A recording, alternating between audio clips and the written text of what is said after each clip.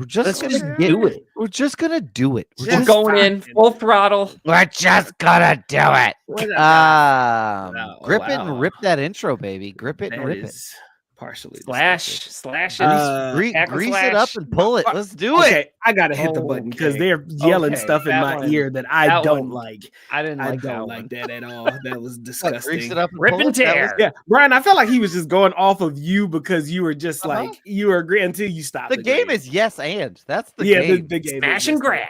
Welcome to Films in Black and White, huh? No, I know I'm no Superman.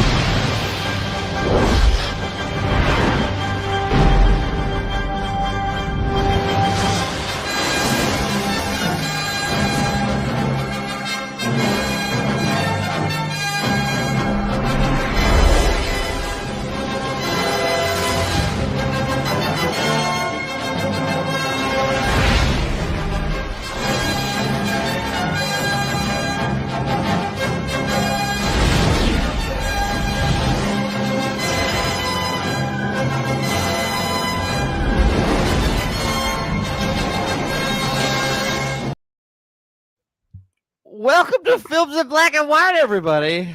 If you're a lawyer listening, we might need your help because that was awesome, but we're getting sued for this. Like we'll just get muted on the That is an socials. homage if I ever saw one. That's for use. That's what I'm talking about. Yeah, you didn't hear us talking over the top of it. In its finest. That's what that was. Yeah. So, welcome to the Superman episode. Right? Like we're gonna talk about.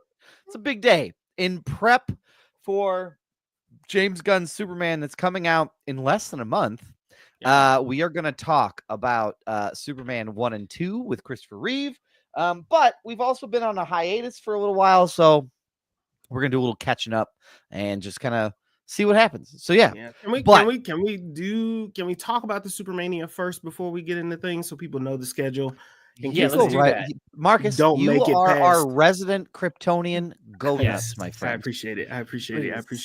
Welcome everybody to Supermania month. All right, so all month long, as Doug has already talked about, Films in Black and White, we are going to kick off the close to our unexpected hiatus. We're going to kick off Supermania month tonight with a discussion, not a review, of Superman 1 and Superman 2.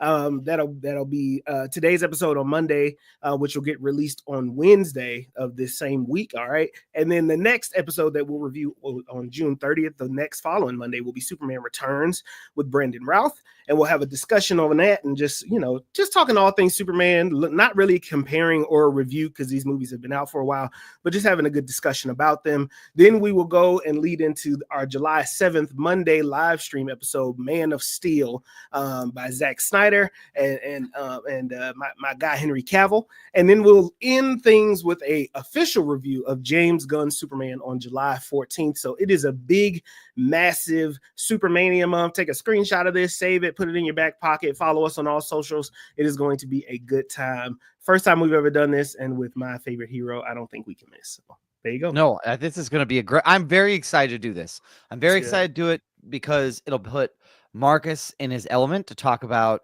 all of it. It's also always fun to rewatch these classic movies. Like it's always they're fun to go down memory lane. But I'm also prepped to get things hyped for what's coming. So yeah, all good things. Yeah, I'm really pumped. But in order to do it well, in order to do it right, we need to make sure everybody is thoroughly welcomed and brought into this space. So Brian Roush, aka Angry Son from Super Mario, how you feeling, sir? I'm hot. So specific. I'm hot. I don't know if anybody remembers Super Mario 2, but there's this level and there's this angry sun that just chases you through the desert. That was the past 3 days of my life. Because it has been 90 degrees plus here in the Chicago area. I know Doug and Marcus got this heat wave like just a few days ago. I'm a gentleman. I'm a larger gentleman, and I run a little bit hot. And I was built in the north, so like anything above 80 degrees, I'm like, oh wow, you feeling this heat, huh? So this is a challenge for me. My house got to 78 degrees today. This is unheard of because usually we keep it a bit more tamped down than that. So yeah, I'm doing all right. It's hot, but it was a good hiatus for me. I went on a work trip, celebrated my wedding anniversary. So I have a lot of good positive fuel, and I'm super pumped to be here to talk about Superman. I watched both of the Superman movies on my flights to and from California. So I'm excited to talk about that these movie. movies. You get that plane movie life, Brian. Welcome Look, to the club. Welcome to the club. I rationalized it, by the way, of being like, well, I've already seen this movie, so I'm allowed to watch it on my there you go. Meanwhile, I'm like, fuck it, never seen it, put it on there. Like I watched Ford versus Ferrari on my phone, and that is something that is designed for surround sound. So you did it off of plain headphones and a hope and a dream. Well, I mean, they were like noise canceling headphones. It's not like I'm letting everybody in. But I'll be honest, you hear Ford versus Ferrari more than you see it. I think if you had decent headphones, I feel like you're going to have an okay experience. I mean, some of the car stuff, but I mean, all the other stuff is just Matt Damon being like, what are we going to do? You know? Yeah. So it's Matt Damon doing that. And then it's the guy who played Batman going like, don't talk to me like that. Like, that's just basically. That's the whole movie? All right. I mean, and then the one guy in the back who's like, listen to that kitty purr. It's like, gross. Essentially. Brian, it's what? 10 years? 9 years your wedding anniversary? Man, I've been married for 13 years. God damn it, I was way off. No, you're close. You're close because you're ahead of us. So that's fire, man. Congratulations. Yeah, dude. Congrats. That's awesome. Thank you. That's so Thank you. What did you all do? Did you do anything exciting or did you keep it simple? Or we kept it simple. My sister-in-law actually was really nice and took the kids for a night. So we went out to dinner at a steakhouse. Which no chicken nuggies present. No, none. And adult beverages were had at dinner. Uninterrupted, so that was phenomenal. Shout out to Perry's Steakhouse here in the Chicago area. It was delicious. So no, kept it simple. Went out to a nice steakhouse for the night. It was great. Loved it. Awesome. I love that for you all. Congratulations. That's really fun. Yeah, you also won an award. Yeah, I mean, if Roman's paid attention. We got an award winner in the house. No, Hang on. I was nominated. I was nominated for an award at work. I got nominated for an unsung hero award, but being nominated, look, I'm just happy to be here. I'm happy to have a seat at the table. And honestly, it was an award my supervisor nominated me for. So honestly, that to me means more. So she thought it was pretty great. So it was nice to be nominated for that award and have that work seen, because some of the work I do is like behind the scenes with instructional design and coaching and consulting. So that was really cool to see. So that was wow. Well, thanks Roman for bringing that up. I appreciate that. Absolutely. Congrats, man. I'll get that Grammy, Nikki. I'll get it. Get your Grammy, King. Marcus J. Destin, aka what? Jarrell, because for some reason my eyes betray me, but only on yours. I can read Brian's fine, but for some reason when I look down, I'm like, what is that, Spanish? Like I have no idea what I have no idea what it is. So thank you. Thank you. Marcus J. Destin, aka Jarrell. How you feel, sir? Feeling good, feeling great. Today's a fantastic day. Been ready for the pod, man. We've been going for a nice little minute. The community is popping in the chat, and I love to see it. Mason called us deadbeats because we've been gone for 2 weeks. Listen, life happened. Broke up lately. Yeah, no, we. In fact, we didn't really talk every day because it got pretty busy there for a second. Where even the chat was just like. Second. Yeah, it was a hot minute, but went to a wedding, went to travel to a couple weddings, went to DJ one wedding, and then went to a friend of mine, really close friend of mine, wedding up in Pierce, South Dakota. So shout out to Damani, who's a supporter of the podcast, and shout out to Riley too as well, and the Hints family for inviting me to come DJ. So we did that, been working, been just running around, been trying to walk in the heat and damn near killing myself. That was dumb. 30 minutes outside in 100-degree weather wearing an all black sleeveless pullover. Yeah, dumb. Very dumb decision made. But yeah, we're still alive and well. Immediately had to take a shit, but that's a story for a different day. And we're here. We are the protein, that chocolate whey protein and the pre-workout. Boy, The pre-workout was the one that did it. In the sun. Yeah. Yeah, the pre-workout that was was the one that icing did on it. the cake. Because my pre-workout gets me every time. Like, it gets you go. You don't realize it because you be so jacked up, but man, it'll get you. It'll get you going, man. Yeah, I'm my pre-workout has me very regular in the morning, almost to like where I can set my watch to it, where it's like take my pre-workout, go work out, get home, start making breakfast, have to poop, finish breakfast. Like I've got it down. Yeah. You know Like what? work Being plus regular, all before 8:00 in the morning. So Brian, like you are preaching, brother. Being regular, underrated. I'm not that old, but being the older you get, man, drink water, fellas. Roman asked you a great question. What is your go-to wedding song when you DJ? That is a great question, Roman. It depends on what the vibe is. So this was my first time DJing a wedding. A wrong answer. What do you mean? I can tell you what the wrong answer is. Oh my! It's an unpopular wrong answer, but there's a wrong answer. Oh, it's songs with words to it. Doug's got a whole thing with the cha-cha slide. Songs that tell me what to do. To the left, to the left. Fuck you! Like if I want to dance and go right, I'm gonna do it. You have like opposition defiant disorder. Like he has a problem with authority. Brian, the Cupid Shuffle is the bane of my existence.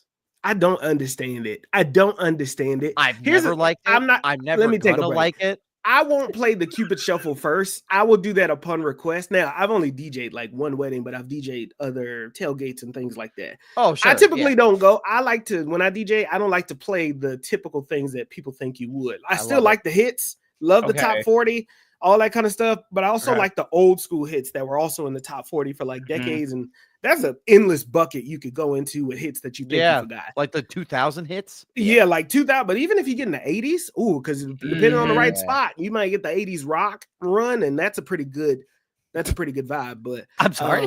We're gonna go to the comment section really quick here. Roman says, what's the song that gets people on the dance floor? And then the follow-up, Nikki asks if you can DJ her funeral. Oh, she would really like the Cupid Shuffle at her funeral. At your funeral, Nikki? You know they do that in New Orleans. They put the casket on. They dance the people. Oh yeah, that's right. They walk them down the thing. So like, yeah, Nikki, we can international players anthem for you, Nikki, at your funeral.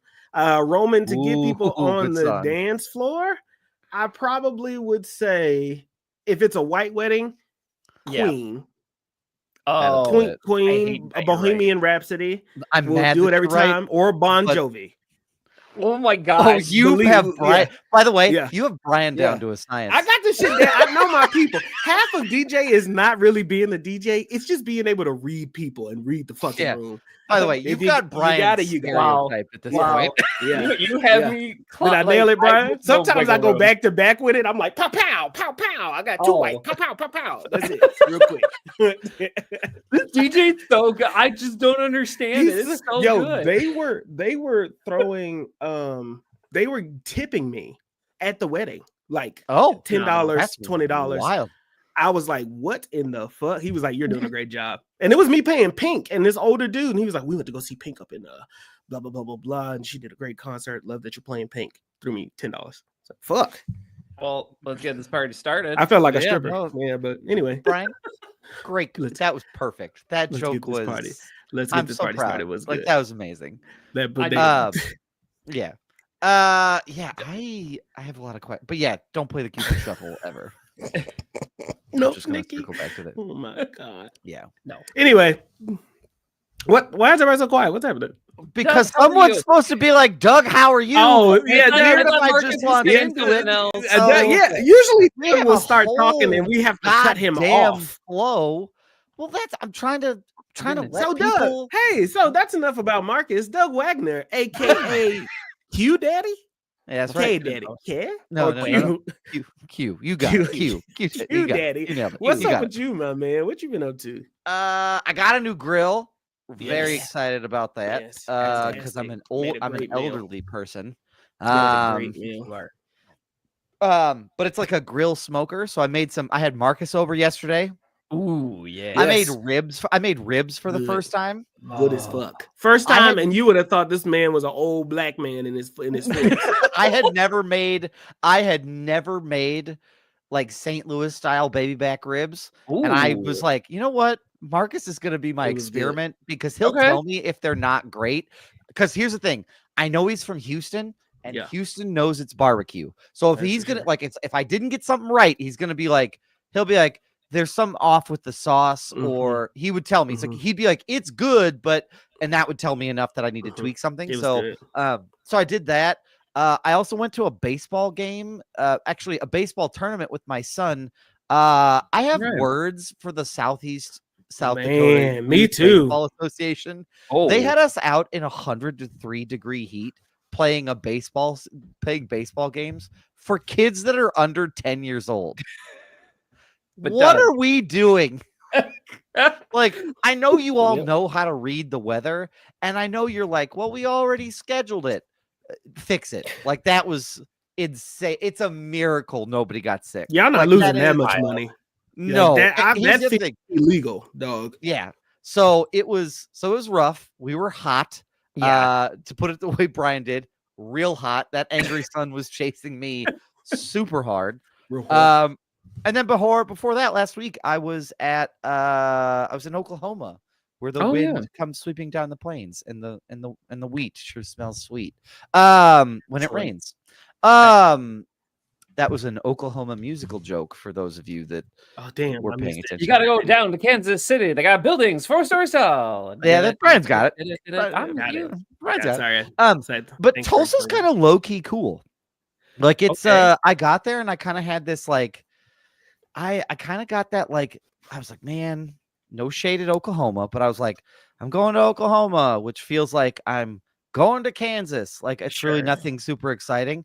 Sure. But then I got there and I was like, this is kind of a cool little town. So was able to see some colleges that I work with there on Tuesday, and then I went to a minor league baseball game. You sure which did. was fun. The minor league team is the Tulsa Drillers, which is great Okay. because then I get to shout in public, Oh, drill no. it, Drillers, and it's really great. It just works Okay. for me. Could be Uh, worse.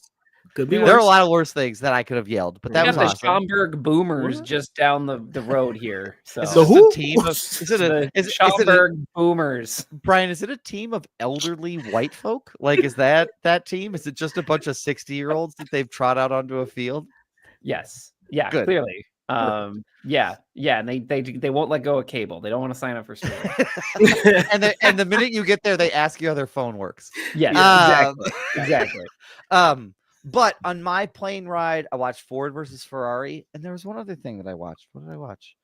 It was something that was on the list too, that I was like, I have to watch that. Oh shoot! Oh, I have it. Now you see me? I'll pull it up. Yes. It up. Doug. I watched Now You See Me, There it is. 1 and 2. Yep. and that was okay.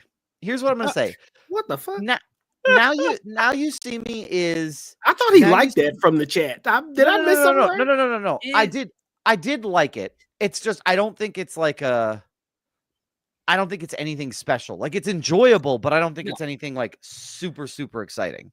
Like I enjoyed it, but it's like, okay, this is entertaining. Like if this was on, I would watch it. Like that type of thing. Okay. I'm not going to be like, shut it off. I think its enjoyment comes from its rewatchability for sure. I So would agree with that. Oh really? Yeah, I think it's a very good, easy Huh. movie to rewatch that, stakes are Yeah. just enough.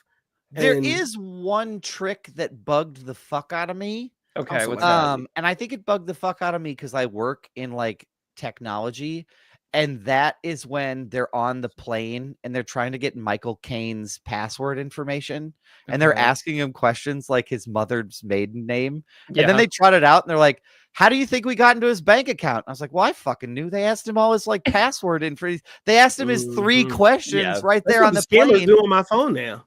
Right. Oh, They yeah. like I've taken so many like security trainings for work Yeah. that at this point, good luck pulling the wool over my eyes because it's Hey, Doug, what was your high school mascot? Just curious. the fuck out of here, guy. Not today.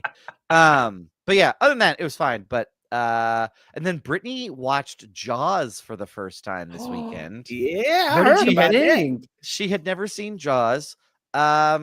She was into it for the first half. Okay. And then we got towards the end, and I Listen, think first she one, just blah, did blah, kind of like she kind of like tuned it out yeah. because she goes, Uh-oh. The boat's like, oh, Happy boat's anniversary like- to Jaws. the boat's like over in the water, Yeah. and Brittany's like, "What happened?" And I'm like, "What?"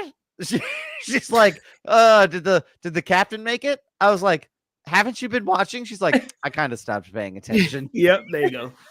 And I There was you like, "Okay, yeah. Well, the captain's dead, and Yep. there you go." So, but yeah, shout out to Jaws. They made that 50 years ago on Friday. So yeah. Man, Damn. I watched that movie way too young, but I was gripped the whole time. I thought that shark was gonna eat me. Happy 50th Oh, yeah. to Jaws. We talked about that at the house. Like that, it just felt like that movie is not looking at it now. Because I watched it later in life, I didn't watch it like Yeah. when Jaws was Jaws. So looking at it now, I was like, well, this isn't that scary. But I could see, I do have an appreciation for back then that being a very scary movie to watch. Like I get Without looking it up, does anybody know what that movie is rated?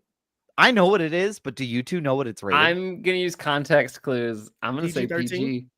Brian, this movie is absolutely PG, which Oh my is God. just PG, He's- no PG-13. it's just PG, and that's an insane idea. That is nuts. Because if you look at that part where the captain is eaten Yeah. and he's screaming as the shark crunches into his body, Oh my god. there is so much blood. And I Yes. said out loud, I went, "Oh my God, this is PG."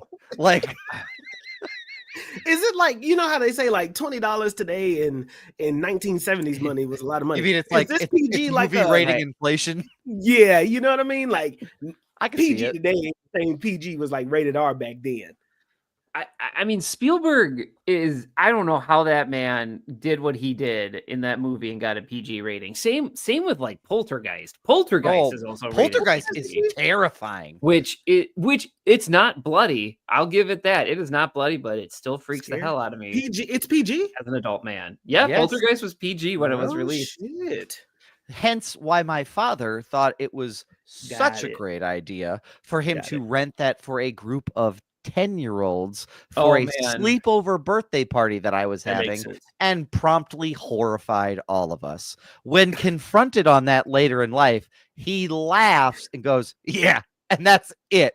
That's That's the it. level of acknowledgement that I've got about Poltergeist. You But- know, when he drove off, he laughed his ass off. Like he he was giggling. driving back from Blockbuster at the time, going, "Fuck them kids!" Like, and Yeah. laughing. Like that's how he, that's just how he Shout out felt. Joe.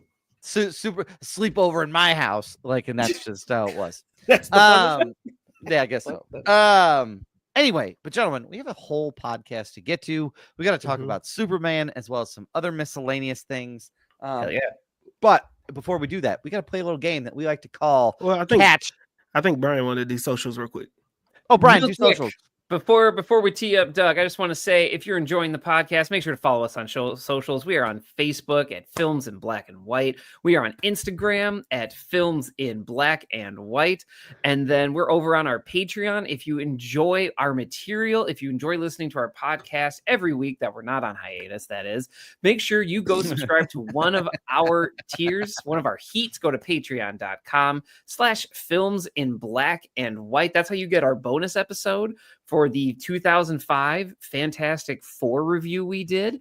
And then make sure to go follow us over there on TikTok at Films in Black and White. And then we are live on Twitch at Films with the letter N, Black and White. We live stream on Facebook, Twitch, and YouTube every Monday at 8 p.m. Join the conversation. Anyone can join. Anyone can comment. We listen and respond to comments, as you can tell. We love the folks that join us. So make sure to go follow us on those socials or subscribe to Patreon. Doug, take it away. I messed Okay. up Brian's order. My bad. We got to play a little game that I like to call Catch That Quotable. Guess that quotable. Silky sounds of Marcus J. Damn. Gentlemen, are you ready for this week's quote? Hit me. Oh, wow. Wow, that wasn't expecting that. I mean, Fellas, come on. Silky, So- smooth sounds of the devil himself, I guess. of Bane. You think you'll do the hit me, Batman? Y'all.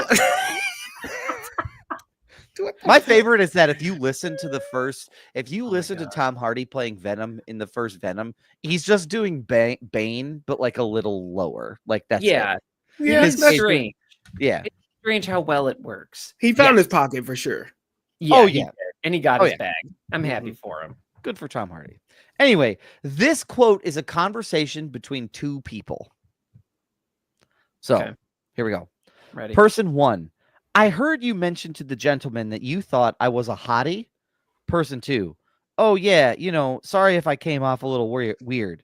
Person 1, no, there's nothing to worry about, sir. I don't bite. Listen, just so you know, if you're ever home alone in the afternoons, I make drop-offs and I always deliver. Person 2, I'm pretty loyal to blank. The name was omitted because it would give it away. Person 1, right, I understand. I'm just saying if you ever want to explore other feelings, there's no extra postage and it's always first class. Person 2, all right, anything else you feel you need to say there? Person 1, I handle with care. Person 2, okay, thank you very much. I appreciate it. Person 1, I'd be happy to come in through the back door. Person 2, I'm sure you would. Person 1, I'm used to holding large packages. I have no idea what this movie I'm afraid is. to ask you to read it again because like that was long. It was long. I'm happy to. If you need me to read it again, I'm happy to. For those of you just joining, I see you in the live. We're trying to guess the movie based on this quote. So Yeah. all right. Yeah. Let's read it one more time. Yeah, There's some folks in the Why chat is he that reading think this corn is dialogue? an Yep, adult great question. rated movie. This is very what. All right, Marcus, all if right, you can give me like a, You want some? No, you want no, some no, old no. porn? Yeah, I got you. Don't worry about it. Yeah, It's your Jimmy Stewart voice. Please yeah, don't. yeah. Oh, Hold on one Jesus. second. Yeah, hold on 1 second. No. I was kidding. Please don't do that. It'll make it impossible for me to read. Also, Okay. Marcus, I want to drop this nugget. Marcus brought fucking Pepsi to my house. Okay, here we go. Person 1. Person 1. Wow, I heard you mention to the gentleman that you thought I was a hottie. Person 2. Oh yeah, sorry if I came off a little weird. Person 1. No. There's nothing to worry about, sir. I don't bite. Listen, just so you know, if you're ever home alone in the afternoons, I make drop-offs and I always deliver. Person 2. I'm pretty loyal to blank. Person 1. Right, I understand. I'm just saying if you ever want to explore other feelings, there's no extra postage and it's always first class. Person 2. All right, anything else you want to share about that? Person 1. I handle with care. Person 2. Yeah. Okay, thank you very much. I appreciate it. Person 1. I'd be happy to come in through the back door. Person 2. I'm sure you would. Person 1. I'm used to holding large packages. Marcus, thanks for the assist. That was magical. Wow. That was something else. Why everybody get so quiet? One, the speed at which you found it. 2, it just was like perfect. Yeah, it matched the vibe perfectly. Yeah, that was spot on. I'm really trying to elevate us in this season 6 we got. This is taking us from good to great. I don't want to. This is it. Let me Jim Collins shit right here. Let me just talk this out because I'm a verbal processor. Let's talk it out, Brian. Come on, hit me. What comes to mind Stop immediately? fucking around. We got a girl- game to play, baby. Like, stop playing. We got catch that quotable to do. Everybody, stop fucking around. Yo, all right? I'm in the zone. I'm locked in. It feel like The Girl Next Door comes up. I feel like, but that's like a 2000s-ish movie that feels a little too on the nose. I feel like this is a comedy bit inside of like a larger comedy movie. For sure. That's what I feel like this is. I agree. Okay. I agree. Yep. Roman says many comedians. Many comedians. I was thinking Parking Lot 27. No, what's the name of that movie? Movie Jackman. Jackman. Yeah, movie 47 is what I was thinking of. Yeah, 43 or whatever. The one. I've got my can of butterscotch soda right ready. Fuck you. This is Parking Lot 47 is what I was thinking of. That's what Brian. Oh, okay. Brian, I will give you a hint. Brian, you are on the right track because this is a mid 2000s comedy. Like Comedy Central mid 2000s type comedy? No, this is definitely like either an R-rated comedy or like Will Ferrell type, Will Ferrell level type comedy. I don't want to give too much away, but I will say mid 2000s comedy. Brian, you said Girl Next Door. This movie came out 3 years after that. Oh, I don't know what this is. okay. I can't call it. It's too many. I feel like there's a lot of like white comedian, like is this well known or is it like race? Is it more culturally? I would say this is a mainstream comedy. This is not a niche. Like this is not like a black comedy or like this is a pretty specific. Yep. Oh man, I don't know. I'm. It's not 40-Year-Old Virgin. I feel like that. I don't think it's that. I don't know. I like Wedding Crashers would have been too early. Maybe it's a Judd Apatow. Maybe I'm in the wrong direction. Maybe it's like a Knocked Up. Maybe. But I didn't watch that as much. I'm gonna say Kicking It Old School. All right. But that came out in the 90s, didn't it? No, oh golly. No, Old School was like 2003, I want to say. Oh, was it? Okay. All right. Yeah, that's all I got. That's all I got. I'm going Knocked Up. Okay. Both excellent guesses, however, incorrect. This is the movie I Now Pronounce You Chuck and Larry. Oh my god. Which came out. We talked about this on this podcast a couple episodes ago. Yup. Yeah. Oh my gosh, because we talked about Adam Sandler and Adam Sandler, Kevin James, Jessica Biel, Steve Buscemi, Dan Aykroyd, Rob Schneider, Nick Swartzen, Ving Rhames. Yeah, man. It's an Adam Sandler movie. It's everybody in this movie. Jessica Biel was looking extra Jessica Bielish in that movie. Tila Tequila's in this. That's a name I have not heard in a long time. I haven't heard that name in Many Moons, Brian. I heard Tila Tequila in Many Moons. Man, I hope she's okay. Did she have a dating show called Shot of Love? She did. And the big thing was that she was into girls and guys, which was like well, it was the first time you saw that. Yep. That was the first time. On television? On television. Never. It was groundbreaking on television. I think it was the United States. Was she a porn star? No, she was a. No, I don't think she was. How was she famous? No, she was famous because she was like a television personality, and then she did the reality show. If I'm remembering, I only knew her from Tila and Tequila first. I shouldn't have assumed that, but okay, sorry, my bad. She was popular on her presence from MySpace. She apparently had 1.5 million fans on MySpace. Damn, back then that is what? That's like hardline fans, like connected directly to the internet. Like that's like she was also in several. Nikki said, now everybody's bi. That's right. Now she was born in Singapore. She was raised in Houston, Texas. She moved to Los Angeles in 2001. She gained popularity from MySpace, where she had like 1.5 million followers, and then she from there jumped to Playboy stuff, Maxim, and then she made her reality television show debut on a show that has not aged well called Surviving Nugent. So, remember when Ted Nugent just had B-list celebrities out to his ranch and made him do weird shit? Yeah, I haven't heard that name in a long time.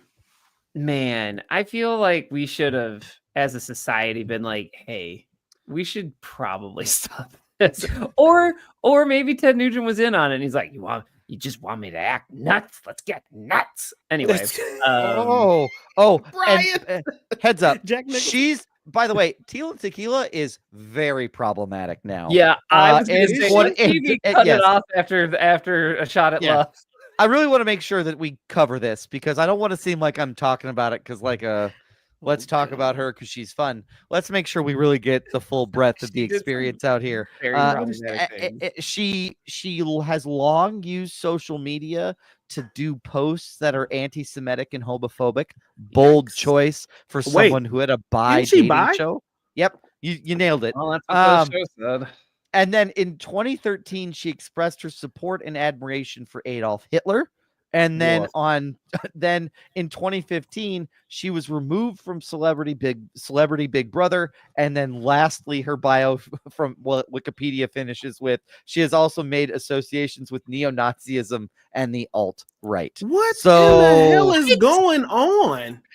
From MySpace to the alt-right, the Tila Tequila story. Wait a minute. Celebrity Big Brother.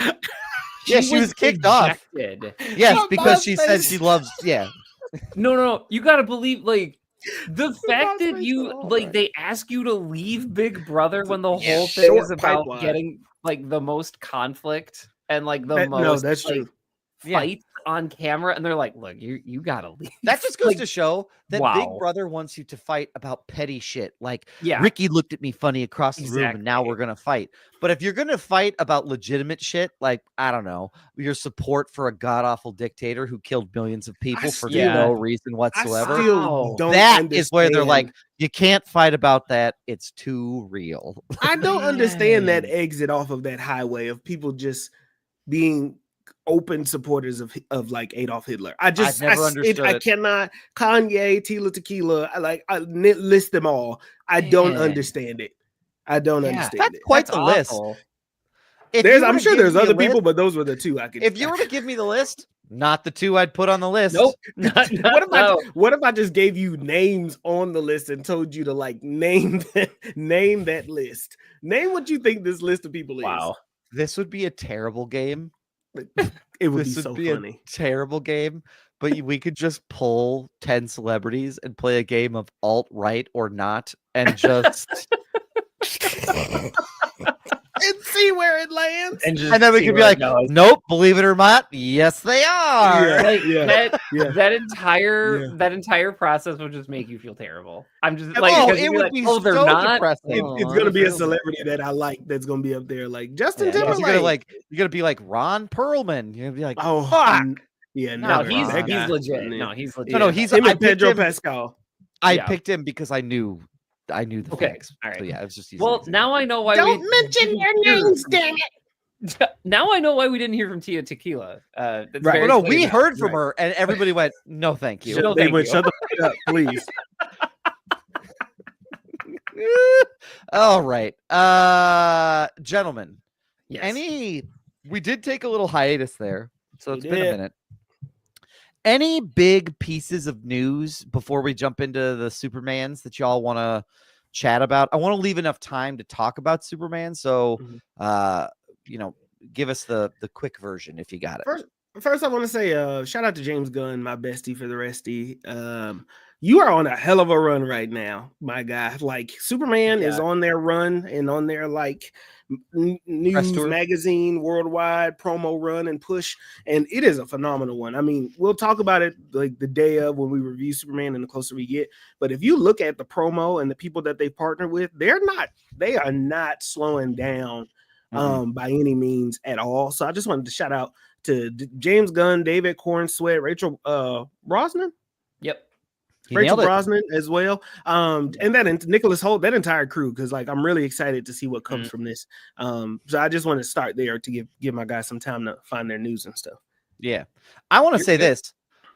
We really quick, and I want this to be a whole thing, but we've gotten some more promo for Fantastic Four, and these folks. Well, first off, hold on. There is a baby in this movie. Don't downplay it. Don't downplay it, because you argued with me on air. Okay, I was wrong. There is a baby in this movie. I want to say it. Go ahead, say it. Listen, we saw a couple trailers while we was out, right? And slowly but surely, they kept introducing the baby's pinky, a baby's toe, a baby carriage. They was trying to like tease us with a damn baby. And eventually it was revealed, not only is Sue Storm pregnant, right? And shout out to Roman who DM'd me and messaged me and said Vanessa Kirby was actually pregnant while they shot this too. So that's also God damn. Good for Vanessa Kirby. I didn't know that. So shout out Roman. But there is an actual physical baby that was in bed with like Reed and Sue Storm and was reaching out and touching their faces, like an actual baby here. So What was the bet, Doug? Again, I can't remember. I believe I owe you $40 at the comic book store. Nice. Mace, That's we're going pretty shopping good. at the comic book store, my brother. So get ready when you get here. Oh yeah. All right. Let's see. Look, I No, I'm acknowledge gonna that I was donate that wrong. $40 somewhere, so we'll figure it out. Yeah. Well, I will say this. God damn it. Get that baby. There it a is. Yeah, full this is a fucking- Little Oh, Franklin. yep. Here's what I'm gonna say. I'm gonna say this. I am worried. I will say this. I am legitimately worried about this movie because of the baby presence. Yep. We have gotten more agree. images. There was another promo that they did just for Herbie, the robot, not the love bug, the robot that works for the Fantastic Four. And he's defending the baby who's in a Grogu-esque pod that they are just like trying to get protected from. So like my concern is the It is. presence of Herbie. yeah. Well, no, not Herbie.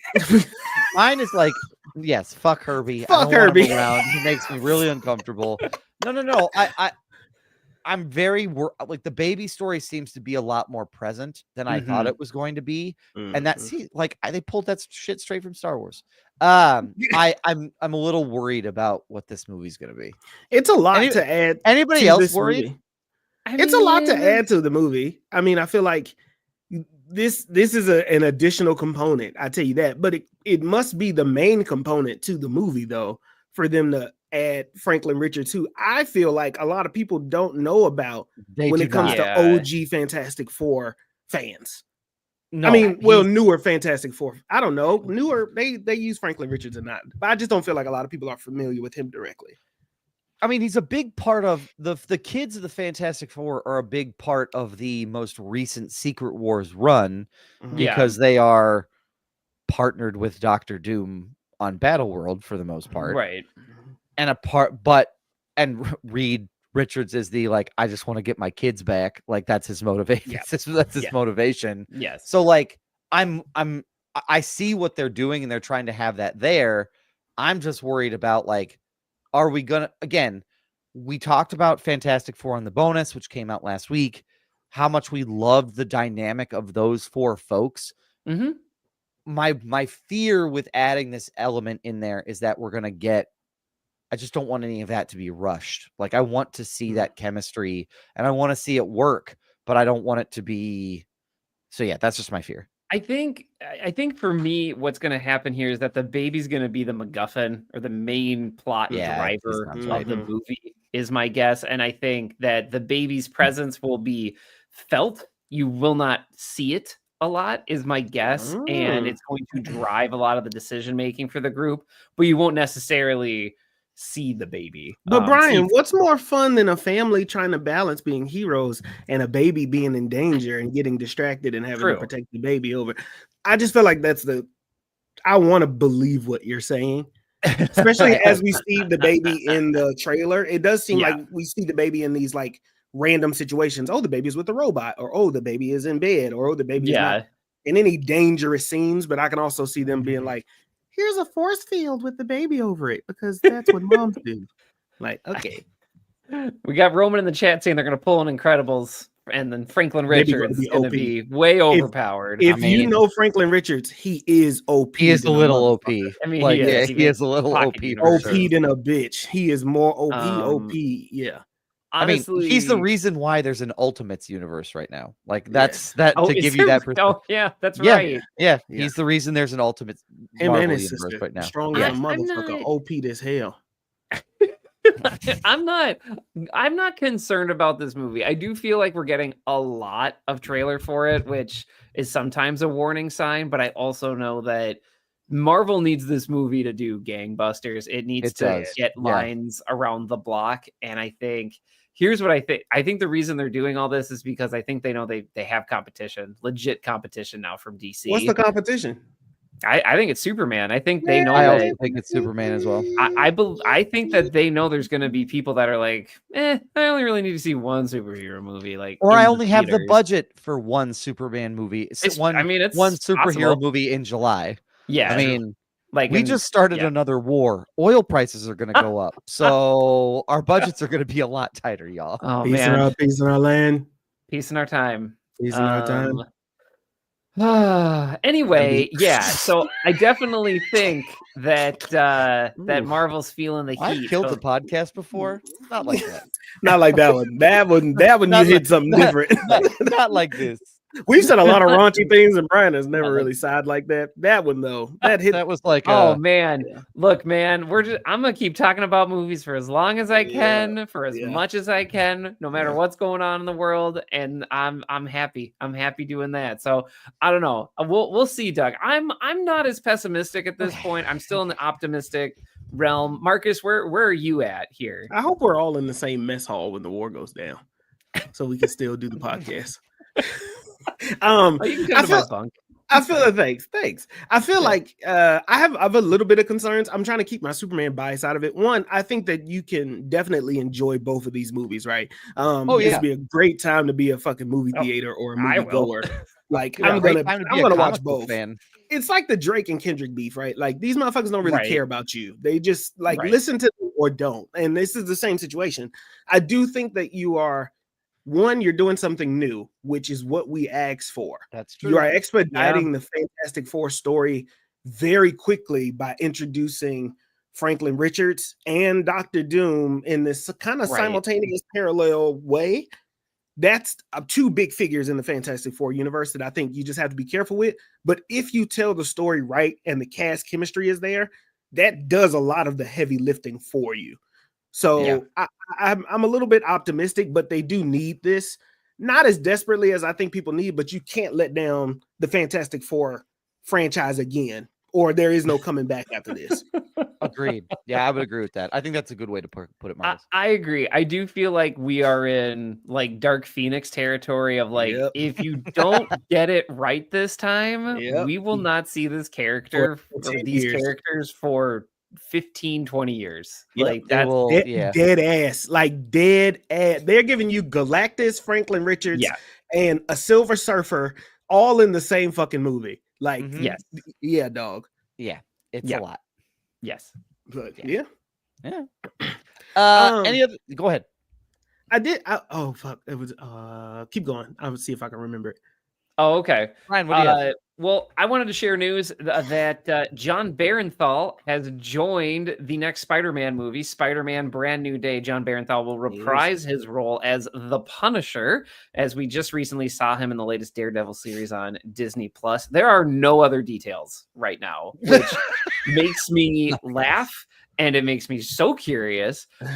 This movie is set to be released in July of 2026. So they're doing principal photography here like any day now. And John Barenthal. That movie's coming out in a year? That is what they're saying, because this technically needs to happen between Doomsday and Secret Wars. I hate it when they do the like this needs to happen. Like it has to. They put themselves in this fucking box. I agree. But any other time that they've done the like this needs to happen, we got Eternals. So like also true. That's very. But true. also that was Bob Chapek. So and we don't got have two people banging in a desert and us going like, what happened? I do think that I think.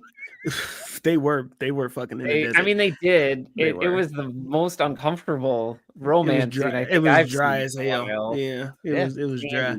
Sandy. I feel like Spider-Man is one you can't miss with because you're getting your Spider-Man 4. Now, you don't really want to hit. You don't want a Spider-Man 4. You don't want a Spider-Man 3, Spider-Man 4, right? You don't want to do. You don't want to. I was like too much in one. You know what I mean? You don't want to do too much in one thing for the sake of a story.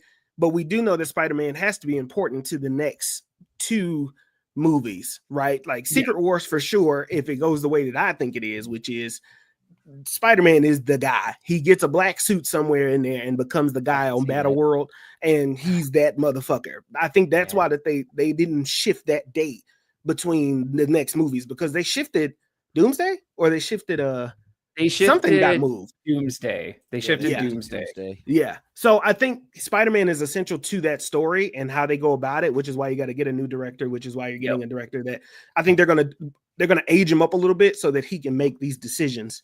100%. Because where we left him, he's not in a great spot and he was still young and wet behind the ears and trying to get into college.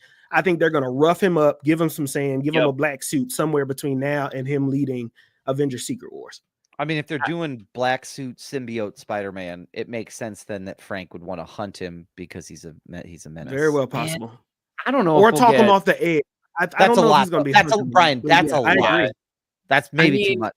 Honestly, the idea I've been toying with is like, oh man, like what if the Punisher isn't like the co-lead? Like all the other movies have had a co-lead, right? We had Iron Man, we had Nick Fury, and then we had Doctor Strange, and I would love it to be a Punisher Spider-Man adventure, but I'm like, ooh, what if the Punisher is like the antagonist in this movie? Sign me and up. We're all thinking that they're going to be on the same side, which I feel like could be it has the potential to have like a nuanced look at like vigilantism and like Spider-Man and Punisher both trying to get to the same thing, except Punisher just wants to shoot everyone in the face and Spider-Man's like, whoa, hey pal, whoa, what are you doing? It's kind of like Morty. But I don't know. I'm really curious to see where they go with Brand New Day. And John Barenthal has got to be on a plane somewhere at this point. Like this movie comes out in like a year. So I just imagine he's sitting in a chair and he's like, tell me where you want me. Where you want me to go? Let me tell you something. I gotta be on a plane. Also, can we talk about like that man's like his run that he's been on of like movies he's been in? John or Tom? He's been in John Barenthal. Yeah. Oh yeah, he's a supporting king. Yeah. He's been in everything. The Accountant too. Yeah. The Amateur, Fury. I mean, I watched him. I was like, when he showed up in Ford versus Ferrari, I was like, oh, what the fuck is he doing here? Hey, let me tell you something about cars. Like he's been like everything. Like he was in Wolf of Wall Street too. He should be in more stuff. He should be in more stuff though. Like I think I like John. I like what he does. I like what he brings to a role, and he nails it. He really feels like he has this really hyper focus intensity on like supporting people. Like they're like, do you want this lead role? He's like, no. Who's the lead? You're like, oh, well, actually, you're thinking about this guy. That's my guy. I'm gonna support him. Oh, you sure you don't want the lead role? Oh, I'm friends with him. We're gonna work together really well. Yeah. Like who's my guy from Crash? There's a few. Jason Statham. I want to see him and Jason Statham in the movie together. Different that would be the most intense shit fun. In the world. Like, but it would be an action-packed movie with these two grizzly motherfuckers who are brothers that are formal spies that like they keep getting asked to come back. To be honest with you, shit. That's a better Hobbs and Shaw. I'd watch that one. No. I got it's just called Bad Cops, and they both think they're the bad cop. But like either they're of shooting them at each other. Yeah, but neither one of them are the bad cop. But it's really what's his name who plays Ric Flair in not Ric Flair, who plays Rick Flag in Jai Courtney. James Gunn. No, not that one. Oh, Jai Courtney would be a good person to add to that too, though. No, I know Brothers. You know who I'm talking. You know who I'm talking about. Yeah. I know what you're talking about. You know who I'm talking about. That'd be a good movie. Bad Cops. I like that a lot. Frank Grillo. Frank Grillo and he's really the bad cop that's pitting them against each other because he's the captain of the all bad cops. All bad cops. Cops shooting bad cops. Yep. Bad boys. What you want? What you want to do? It's a spin-off. I don't think that movie gets made. No, it does not. I don't think that movie gets made. Brian, I don't think it's made. No, it's not. I don't. Hollywood would be like Brian. Hollywood would be like Brian. We love this script. This is great. For 2008. Is there any way to make them not cops? And Brian goes, if they're not cops, I walk. That's the premise of the whole thing. The whole premise is that they're bad cops. This is not negotiable. Not get made. But Brian, not all cops. That'll do. All right. Thank you, all right. Well, I'm taking this to Universal. They'll make anything. I'm taking this to a streaming series on Peacock. I'm taking this to Max. That guy doesn't know what the fuck he's doing. He's on his way out. He don't give a shit. Marcus, did you have something, or do you want to pivot into Superman? I can't remember what it is, but yeah, no, we just pivot. It's time. It's time, baby. Superman, take us away. Man, Marcus. where do we want to start? So as we kind of already talked about, this is Super Mania month. All right, so we're going to be having discussions about different Superman movies and things like that, where you can join in on the discussion. We're not doing like a lot of reviews or anything like that, but we're just talking Supermania, talking Superman, and we started off with Superman 1 and 2. All right, so Superman 1 and 2. How do we want to do this barbershop discussion? What do we want to do here? Can we talk about how long Superman 1 is? You want to start there? 2 hours and 42 minutes. Long. That movie's 2 hours and 42 minutes. The first here's one. what I want. Here's where I want to go at it. I want to talk about its impact and influence on like Superman at large, because I mean that was Superman 1 was the first time that we ever had him on a big silver screen. Yeah. It was a big movie for WB at the time. It was also huge for the people who created Superman. So a little known fact, the creators of Superman were kind of screwed out of their deal with Detective Comics. And they really fought really hard. They actually sued the people making the movie, like, you need to include us as the creators, and they won. And so like it's a big moment, but I think there's something really iconic about how Christopher Reeves played that and its influence on like Superman moving forward. There are just certain things that have to be included when you tell that story. I mean, the Fortress of Solitude did not exist in a visual film representation until that. Right. And everything since from the Lego movie, from Lois and Batman, Clark, Lois and Clark, the Batman Lego movie where he shows up, James Gunn's Superman, they all have this like crystallized, snowy Fortress of Solitude because it's become such a like icon of what that needs to look like. Oh yeah. That was beautifully put. Let me ask you. Let me lead this discussion by asking some questions. How do you two gentlemen? How did you perceive this movie or receive it? Hear about it when you watch? Like, when did you watch it? Like this original Superman 1, or like did you come in at Superman 2 and kind of went back? What is your relationship with this movie? Brian, you go first. I think for me, it was, I didn't watch it as a kid. And when I was in grad school, I've mentioned this on the podcast before, I was poor. I was very poor when I was in grad school. And so like my only two like fun things were Netflix, like that. I got Netflix and I had my Xbox and like that was it. So when Netflix added older movies, I immediately watched them. Like that's where I watched Ghostbusters 1, Ghostbusters 2, and then they added the Superman movies. So like I didn't watch these movies until like 2010. So Superman 1, I remember watching and I was like, wow, this is good. I'd never had anybody in my life that was like, yeah, you got to watch a Superman movie. So I came to it, I feel like a little bit later in life than a lot of other folks. I had a neighbor who lived across the street, and he was probably in his he's as old as I am now when I knew him. But when I was in high school, he was like in his mid 30s, and he was kind of like one of those dudes that was like, oh, I could be friends with this dude. And it's, like even as a young person, like, oh, he gets me. But he had a bunch of old movies on DVD. So he had this.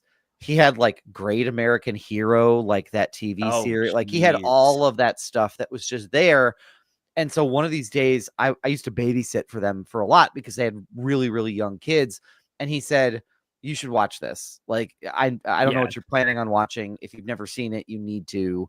And so I watched it, and I remember like at first the way it starts being very like, what am I, especially with the scene on Krypton, like, what am I getting myself into? Oh my gosh. But then when you get to Jesus, Marlon Brando, Marlon Brando's in this. When you get to when he arrives on Kansas and then forward, it's incredible. It's just the storytelling is well done. They take their time. They don't rush anything. I also thought that hair was always ridiculous. That hair was bad. That hair That was, was, bad. that was a like- weird. I never his knew if it was the teenage years. hair or It the looks like a face. helmet. Yeah, it didn't match. It didn't match that well.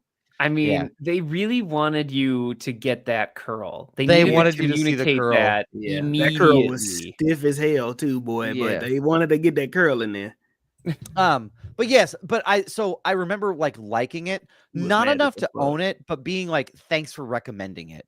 And Yeah. now I've watched it by myself since then. I've also watched it with Harrison since then.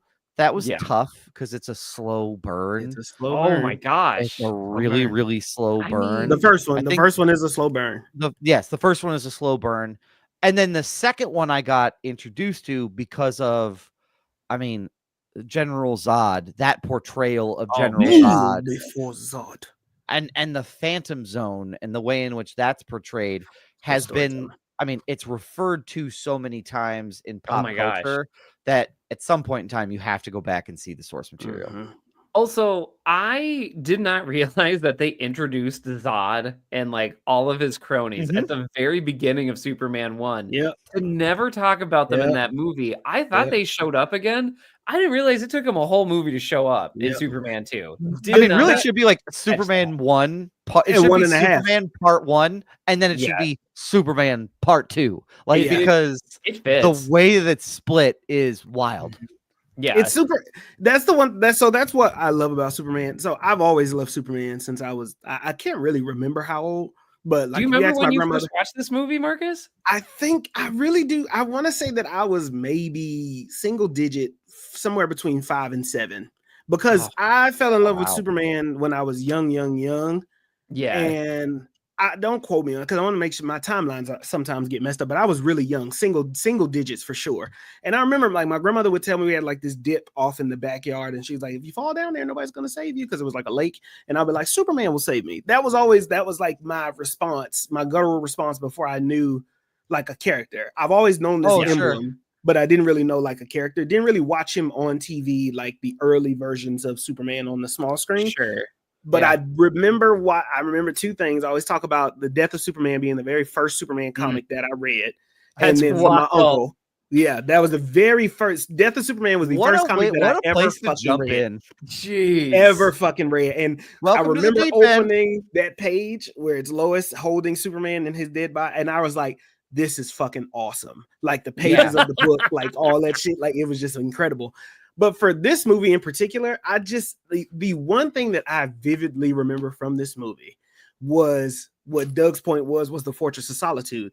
It's Clark throwing the green it's not a diamond but the green stone, like a crystal. Crystal. Thank you. The green crystal, and watching this place grow and hearing Marlon Brando's voice as he's like discovering the Fortress of Solitude. My house, like my Google Nest and things and everything, I call it the Fortress of Solitude, right? It was the one thing that stuck with me of like having this place that you can go to gain knowledge, and you just kind of go, and his father's teaching him. Even in the early, they set up things so well in Superman 1 for everything else, because his dad gives him the rules and tells him like, I'm always going to be with you in your heart. The father becomes the son and the son becomes the father. And I'm always going to be guiding with you. I'm going to be walking with you and all that kind of stuff like that. And then he gets the significance of being able to take the time to become Superman, because it was years between when Clark discovers the Fortress of Solitude and then reveals himself to the rest of the world, which is where I think shows like Smallville are really cool, because it kind of feels that it tries to fill that gap of his time of discovering the Fortress of Solitude and then becoming the Man of Steel to me. And I really enjoy that. I love this and everything about it. Wow, I pulled up the scene where you talk about where they toss the green stone here for the Fortress of Solitude.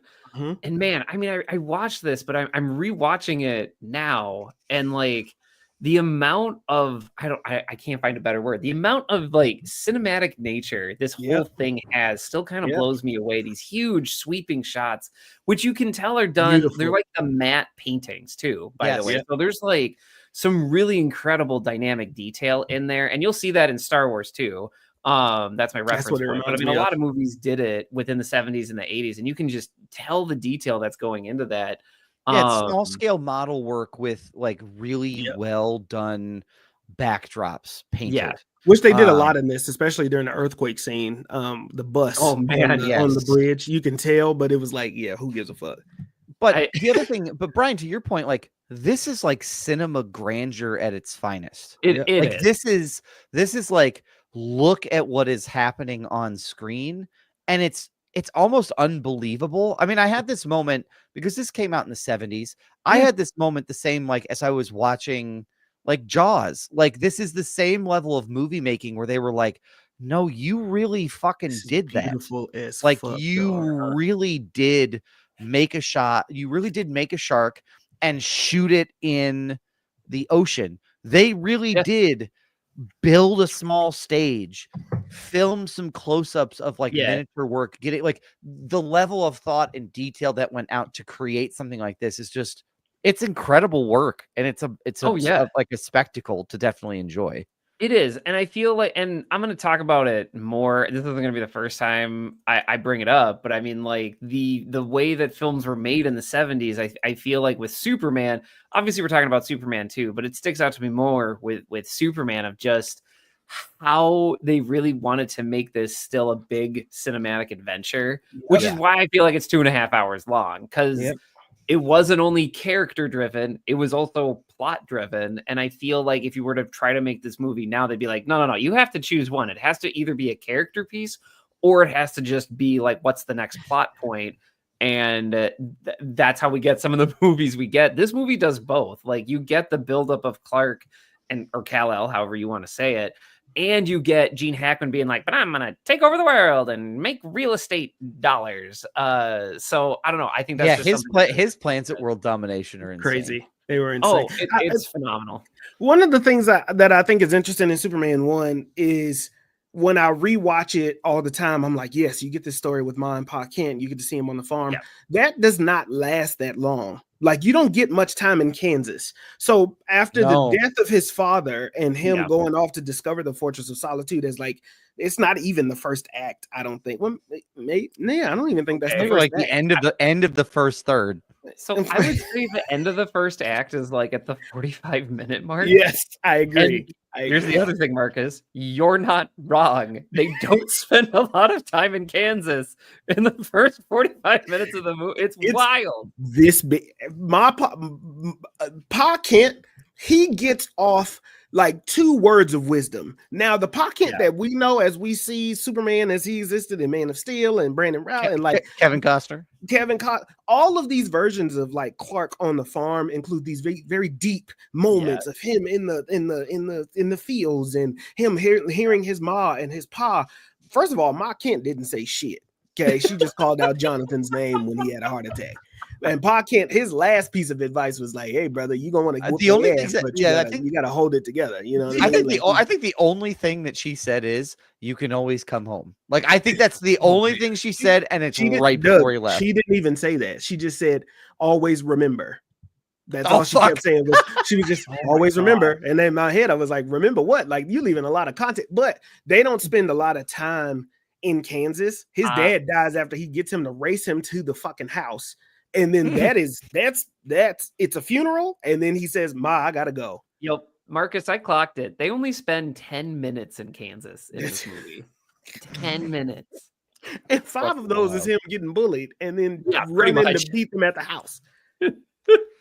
Yeah, so, but I think that's the difference between like they really took their time. Even when you see the growth of the Fortress of Solitude, you get to see it. They take time to show you it being built and like the structure of it and all of that kind of stuff. And then him stepping in as Clark and coming out as Superman is like an identifying scene before he gets to Metropolis. So, but also remember the intro credits are easily 12 minutes. That is also true. I also clocked those. The intro credits are 6 minutes. So it's a lot of people. You really want to? I mean, this is cinematic as fuck. You had nothing else to do back in the 70s, but again, that was. But again, that was also the 70s where it was like, we're gonna give credit to every single person. Yes, that's true. At the beginning of the movie.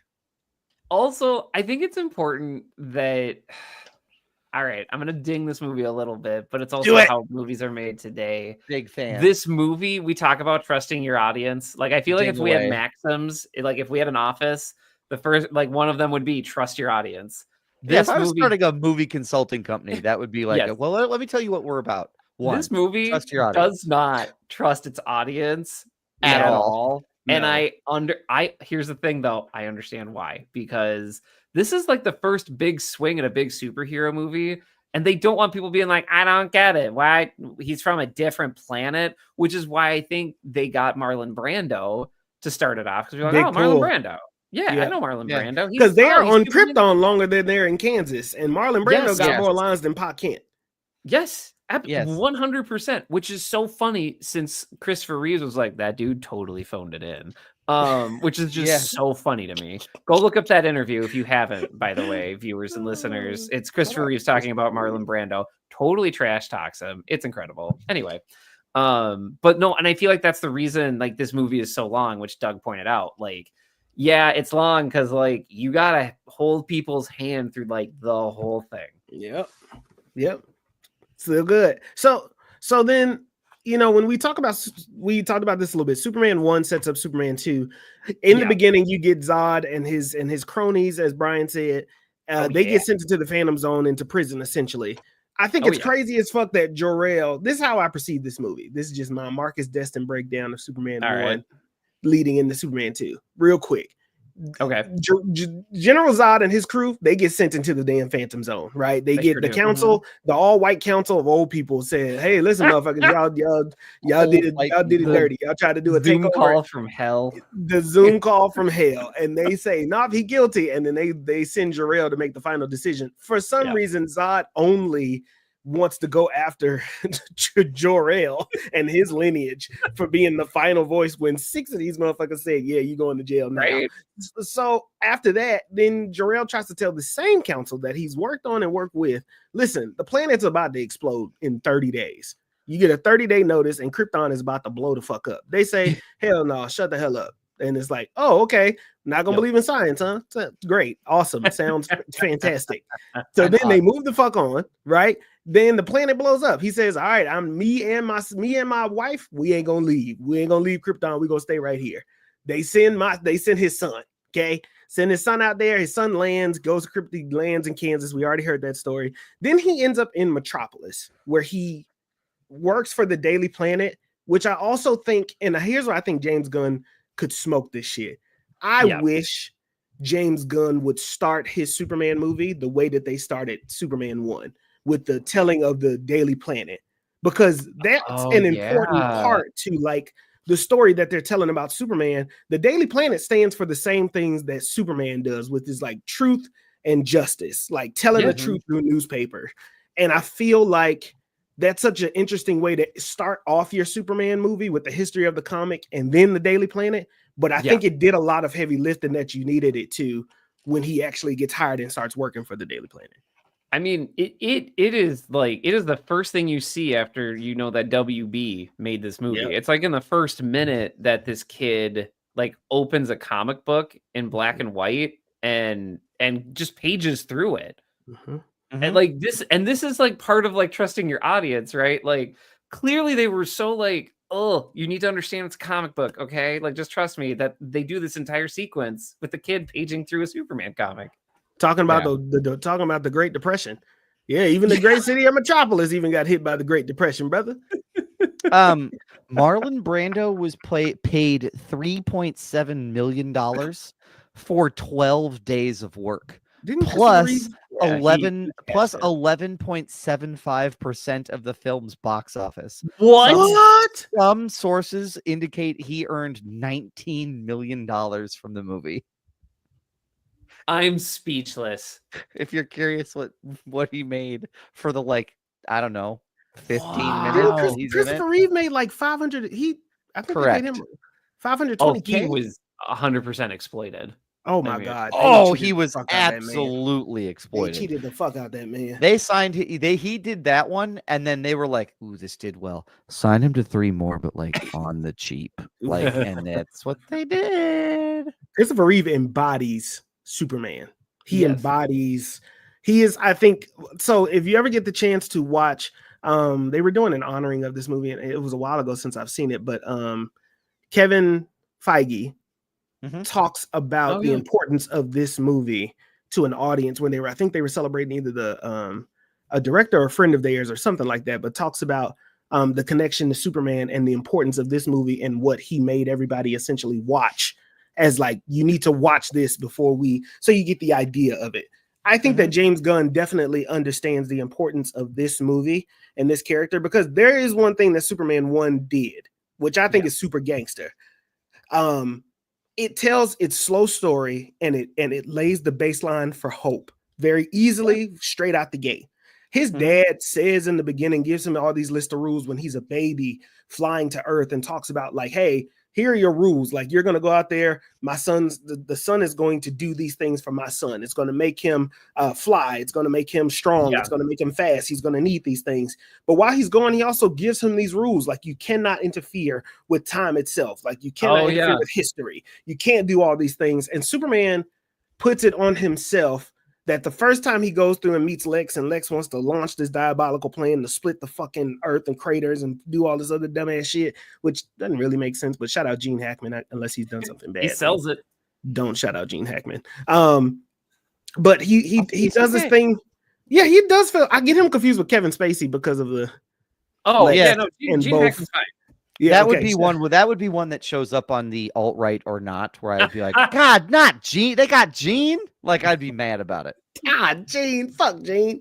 No, I really appreciate the hope that they baseline this movie with, and his connection to people, which Zod exploits in the second Superman movie when he says, like, I found your weakness. The first one, it was kryptonite. You don't really see kryptonite in the second one. But in the second Superman movie, Zod says, I know your weakness. Like, this motherfucker Superman went around the world to rewind time because his baddie got, like, crushed by, like, a landslide and rocks. Yeah, she dead. She died. She was dead. This motherfucker went back in time, and the consequences of doing that, or part of the consequences of Lex's plan, was they freed Zod and his cronies to come back to the Earth in Superman 2. Yeah. What do y'all remember about Superman 2? And when did y'all watch it? How did y'all, Superman 2. Oh, go ahead, Doug. I did the last one. Brian, you go. Brian, you go. I watched Superman 2 like the next night on Netflix. Nice. And I just remember it felt like, man, I want to get this right. But it felt very like, oh, okay, like we're going to dive into like the emotional core of Superman. Like, this is the one where he loses his powers. And like, I feel like we've seen that trope so many times. And so I was like, how are we going to do this for like a 1980s movie? Like, what does this look like? And towards the end, it does feel like a little hokey, but that was like my introduction to it. It was like immediate. I had no downtime. I immediately watched Superman 2 after the first Superman, and I still got the same enjoyment out of it. Like, it was still enjoyment. I mean, like Christopher Reeves, Margot Kirby, their chemistry is very good. She's a great Lois Lane. He is a great Clark Kent. Like the movie thrives off of that. And that was where a lot of my enjoyment came from. What about you, Doug? I would say I think that it is the next logical step in telling that story, because I think if that movie, if Superman 2, if we take away all the other Superman stuff and we try to redo Superman 1 and 2, movie studio execs would continue to do power exploration, and they'd be like, well, let's make sure we get through his entire list of all the shit he can do and have him use it all. What I think Superman 2 did really well is it said, okay, you got it. Like, you saw the first one, you get it. He's really, really strong. He's a symbol of hope. But what if he like wasn't? Like, what would he do then? But more important, it would be, what if he fell in love? Because I think that is the underlying story of Superman 2, is like, he didn't lose his powers. He gave them motherfuckers up for Lois. Right. Great point. Which was like, I kind of feel that in James Gunn Superman, he talks about the importance of Lois and Superman and Lois and Clark, and that this is a story surrounding them, even with all the other characters they've added. But Superman 2 is literally a story about, listen, I'm going to give it all up for you, Lois. And I'm not just going to give it up and then get it right back. I'm going to give it up. You going to watch me struggle. And I like have to face the world as not being Superman, which is all I've known my entire life, but I'm giving it up for love. And Zod and them, they take advantage of that also with like his connection to the people. And that is, I think, a better story to tell, which is a story about love and not just a story about him versus 3 other Kryptonians. Yeah. No, I agree. No, I completely agree. Mm-hmm. Yeah, that's a great way to put that. Yep. No, I'm just adding on to Doug's point. Well, and I feel like even though Superman 2 had a little bit of a rough like development and making it, because like Superman 1 and 2, I just learned this today when I was doing prep for the episode. They made them at the same time. Like they made them back to back. That makes all the sense in the world. That makes all the sense. Right. And so there was like some push and pull of what the sequel should be. And there was a whole thing with the director. I won't get into it right now. You can look that up, but it was a battle. And I think one of the things that just kind of blows my mind about it is that they could have gone for a movie where it's like, I'm going to punch you really hard, and then you're going to punch me really hard, and then I'm going to punch you harder. And I do appreciate that they went this route about like, no, like this whole thing with Superman as a character is that he loves everybody so much. This is why he does it. Mm-hmm. And getting super intimate with that, I think, is like not what I expected when I watched this in my early 20s. Like, if I'm going to be honest, like I was expecting more whiz bang Superman lifting up buses type stuff. I wasn't expecting him. I didn't expect a 10-minute sequence of him and Lois like trying to get out of a river because Lois throws herself in because she's like, I think you're Superman and you're going to save me. And then he has to save her not as Superman to keep his identity.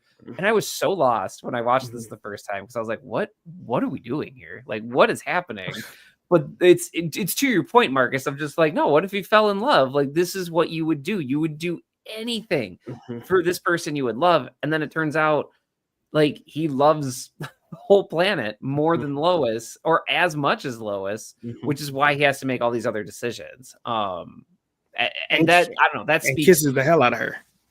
He really, Christopher Reeves really laid it on thick. He was kissing the hell out of her. I think one thing I in the Donner cut of Superman 2, and I don't want to get too much into that. Lois finds out that he is like Superman earlier in the film. Yeah, like she jumps out of the window and makes Clark. Yeah, like so when she jumps out the window in the original, he does something to save her. I think it's she bounces off of this one thing, lands in the trash can or something. She lands safely because he uses his heat vision to do it. In the Donner cut, it's been a while since I watched it, but she jumps out the window and he just goes outright, saves her. But before we move on to any other point, I want to talk about the scene that Brian's pulled up because it's a really good scene. Christopher Reeves defined Clark Kent versus Superman. Like his embodiment and his distinct difference in like, this is Clark Kent and he's nerdy, he's goofy, look at this guy, he's big as hell in this fucking sweater and this blue ass button up. I think, well, and I bring it up because like they don't make this reveal until like almost halfway through the movie. Yeah. And then when it's made, it's like, oops, here it is. Like it isn't any type of dramatic thing. It's all because of him. Look at this. Look at the transformation. I mean, they're just glasses, but I mean, you can tell. Oh, don't do this shit. Listen, Brian, can you pull up the scene where he's in the apartment with Lois? Brian's not wrong. They are just glasses. It's not just the fucking glasses. You and John Little and everybody. No. Then you tell me what I'm supposed to be seeing. That I'm going to show you, Brian. Can you pull up the scene where Superman's Christopher Reeve's transformation from like he takes his glasses off, he's in this black suit. He's about to take Lois on a date. That's the scene. I'm gonna break it down for you, motherfucker. It's in Superman 2, the one you're referring to? Yep, it's in Superman 2. Because he's trying to ask Lois out on this date, and he actively comes to a conclusion or kind of a decision to tell her, I'm Superman. The big reveal for all superheroes. Yeah. And Christopher Reeves embodies the difference in Clark Kent versus the confidence in Superman. And like it's a disguise. He's playing the role. He's doing what he's supposed to do. But I think Christopher Reeves is the template, to be honest. Like I think Brandon Roush there are certain characters that had a really good Clark Kent. Henry Cavill, great Superman in physique and what he in the direction that he was given in being Superman, but his Clark was just a big as hell dude with glasses on. Like you could tell that that's fucking Superman. There wasn't a lot of mannerisms that came with like differentiating. Brandon Routh, I think Brandon Routh got close to having a great suit, like a great Clark Kent. I could go on a long. I could make this a long thing and take us away from Superman, so I'll make it very short.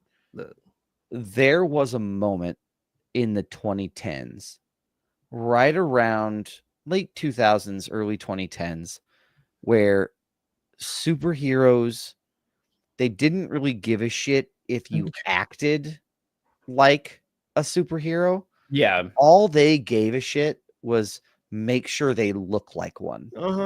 Yeah. And in some cases that worked. Chris Evans, it worked. And I would even say like Henry Cavill, it worked. But it did do this thing where it was almost damaging to the mind of like men at the time, because they thought like that, and please don't, no one take this as like men need to, oh, woe is me. We've had it pretty easy. Okay. Ostensibly speaking. But in terms of like body image issues of like, you created the unattainable, and you said, look at how big these heroes are. And you created this association of like that. And so I would say I prefer the Brandon Rouths and the Christopher Reeves because they didn't need to be huge to convey the point. They still had to bulk. My guess is they were wearing some type of prosthesis, especially for like Christopher Reeve. But they didn't need to be huge. They could be like, they could act like it, and it was still believable. Yeah.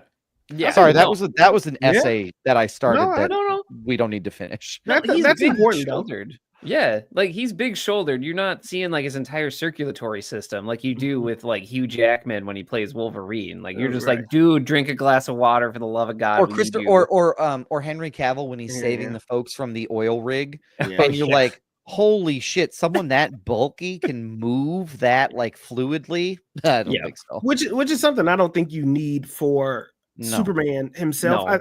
There's a lot of iterations in physiques of Superman. You get the Christopher Reeves was fit. I'll call it cut. He was more cut, but he was tall as fuck.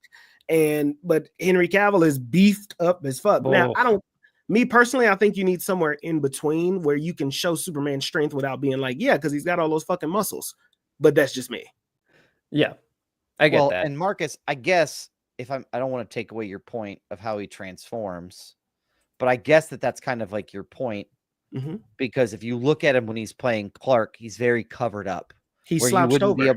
Where you wouldn't be able to see, where he's very covered up. You wouldn't be able to see his physique. But when he transforms, his posture changes and his physique is more exposed. So this is the scene. This is the how do I put this on the thing? Yeah, I was trying to find it for you. I couldn't as we were talking about superhero physiques. Oh, it's okay. Phenomenal. This is the I've had to go on Facebook to find this, but this is the scene I always talk about, right? He comes over as Clark. He's kind of got like a little bit of a slouch. You see the glasses, you see the comb over hair. Look at this transformation that he does.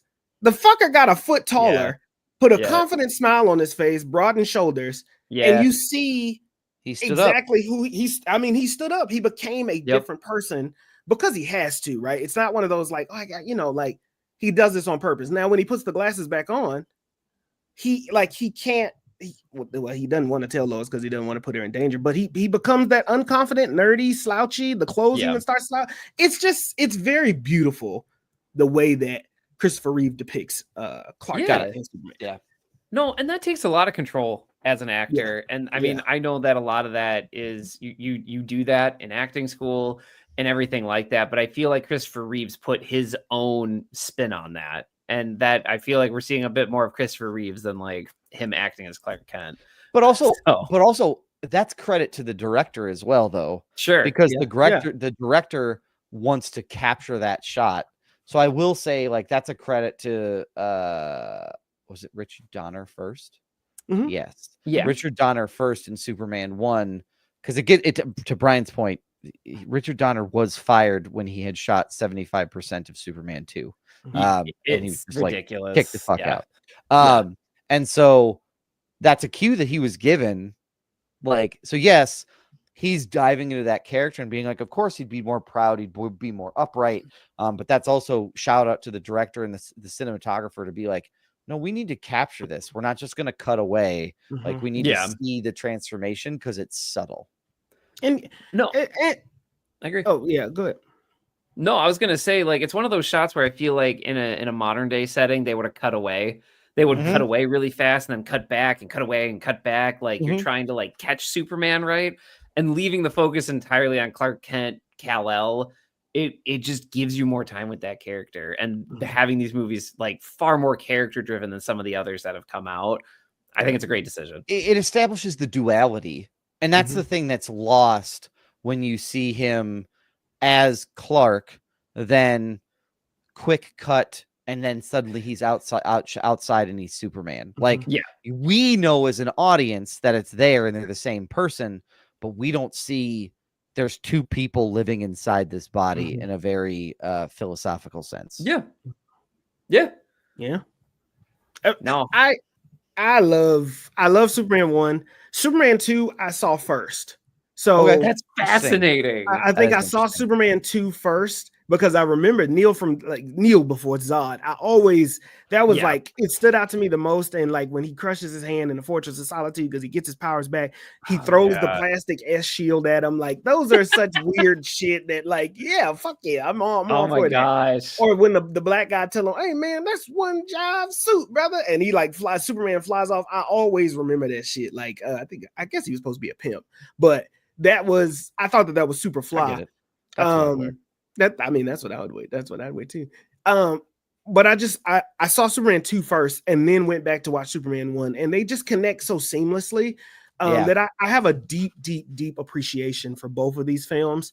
And I think there's a reason why they are the template and why you get a lot of stories that try to retell this same story. This ass throwing shit. That woman. Well, all of them had the BDSM leather for sure. Oh, it was they have to make it clear they're the bad guys. Here you go. Plastic shield. Plastic shield, go. Where the fuck did this even come from? It's plastic. Cellophane shield. And Lois was like, what the fuck? He never uses that again, right? He never uses that shit. Never uses it again. Never used it before. No, it's just for this. He's also OP as fuck because Superman, I think in Quest for Peace, which we are not, that's not part of our Supermania thing. Superman when 3 he's fighting Nuclear Man, that's not happening. Yeah, that's not happening. When he fights Nuclear Man, he also has this power to fix things like with some type of vision. Anybody remember that? They're like flying. No. And I never saw Quest for Peace. I stopped after 2. Yeah, I have not seen 3 and 4. I'll be honest. Which has one has Richard Pryor in it. I think it's Quest for Peace. Oh, I think you're right. Isn't it the one where he's like drinking in a bar and he finds him or something? Yeah, when he has to fight evil Superman. Yeah. So my brain's failing me in the moment. How does he get his powers back in Superman 2? So he goes to the Fortress of Solitude, and they essentially want Superman to take him back to like the Fortress of Solitude. Takes him back there, and then the same machine that he stepped into to lose his powers, he steps into it again because he tells Zod, like, you need to surrender your powers over, right? Because he did go get them back because there was trouble. He tells him, you need to go surrender your powers right now. Step into that fucking machine. Superman reversed what the machine or the chamber does, and everybody on the outside, he was safe while everybody on the outside got their powers taken, and he was safe inside the cube. So that's how he bounced back. Okay, got it. So do you want to hear how they originally wanted to do that? Oh my gosh, please. yes. Okay, how they originally wanted to do that, and let's be clear, they couldn't because Marlon Brando was done shooting. So they were like, he was done and out of there. Okay. But according to an article according to a Wikipedia page I found, the scene was originally written was to have Jor-El restore his powers by having Kal-El reach out to him in a scene reminiscent of the creation of Adam. You know, where he's reaching up to God and he's reaching down and touching him. So yes. So, but one of the producers felt like it was too over the top. So it was reshot where the power, so it was reshot with what we saw now. Holy wait, this is the reshoot? This is the reshoot. That's funny as fuck. That's hilarious. This is the reshoot. They was really trying to make that bitch a cinematic masterpiece, dog. But they had to, but gosh. it was 75% done when they fired Donner, and then they Right. brought on the other director whose name is hold on, let me pull it up. But they brought on the other director, Richard Lester, and Richard was like, well, we have the final battle in Metropolis and the scene here. Here we go. Like, so he basically had this left.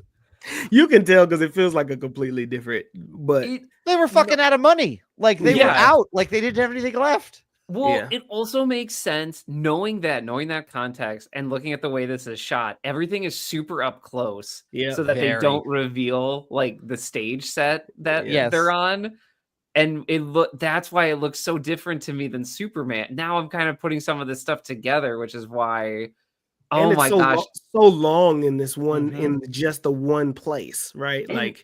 And from the earlier set in the first Superman, like the Fortress of Solitude is way bigger. Yeah. So the fact that it looks like they're in like one kind of study room area of the Fortress of Solitude is kind of funny now. You're right, Brian. There are a lot of tight shots, and he just threw Zod into the whatever the fuck he threw him into. I don't know where exactly. That guy got punked. They didn't have to do him dirty like that. Yeah, they just had him. You know how they fixed it? Again, low budget. We can't afford a big like fight scene. Just have this guy fall into the water.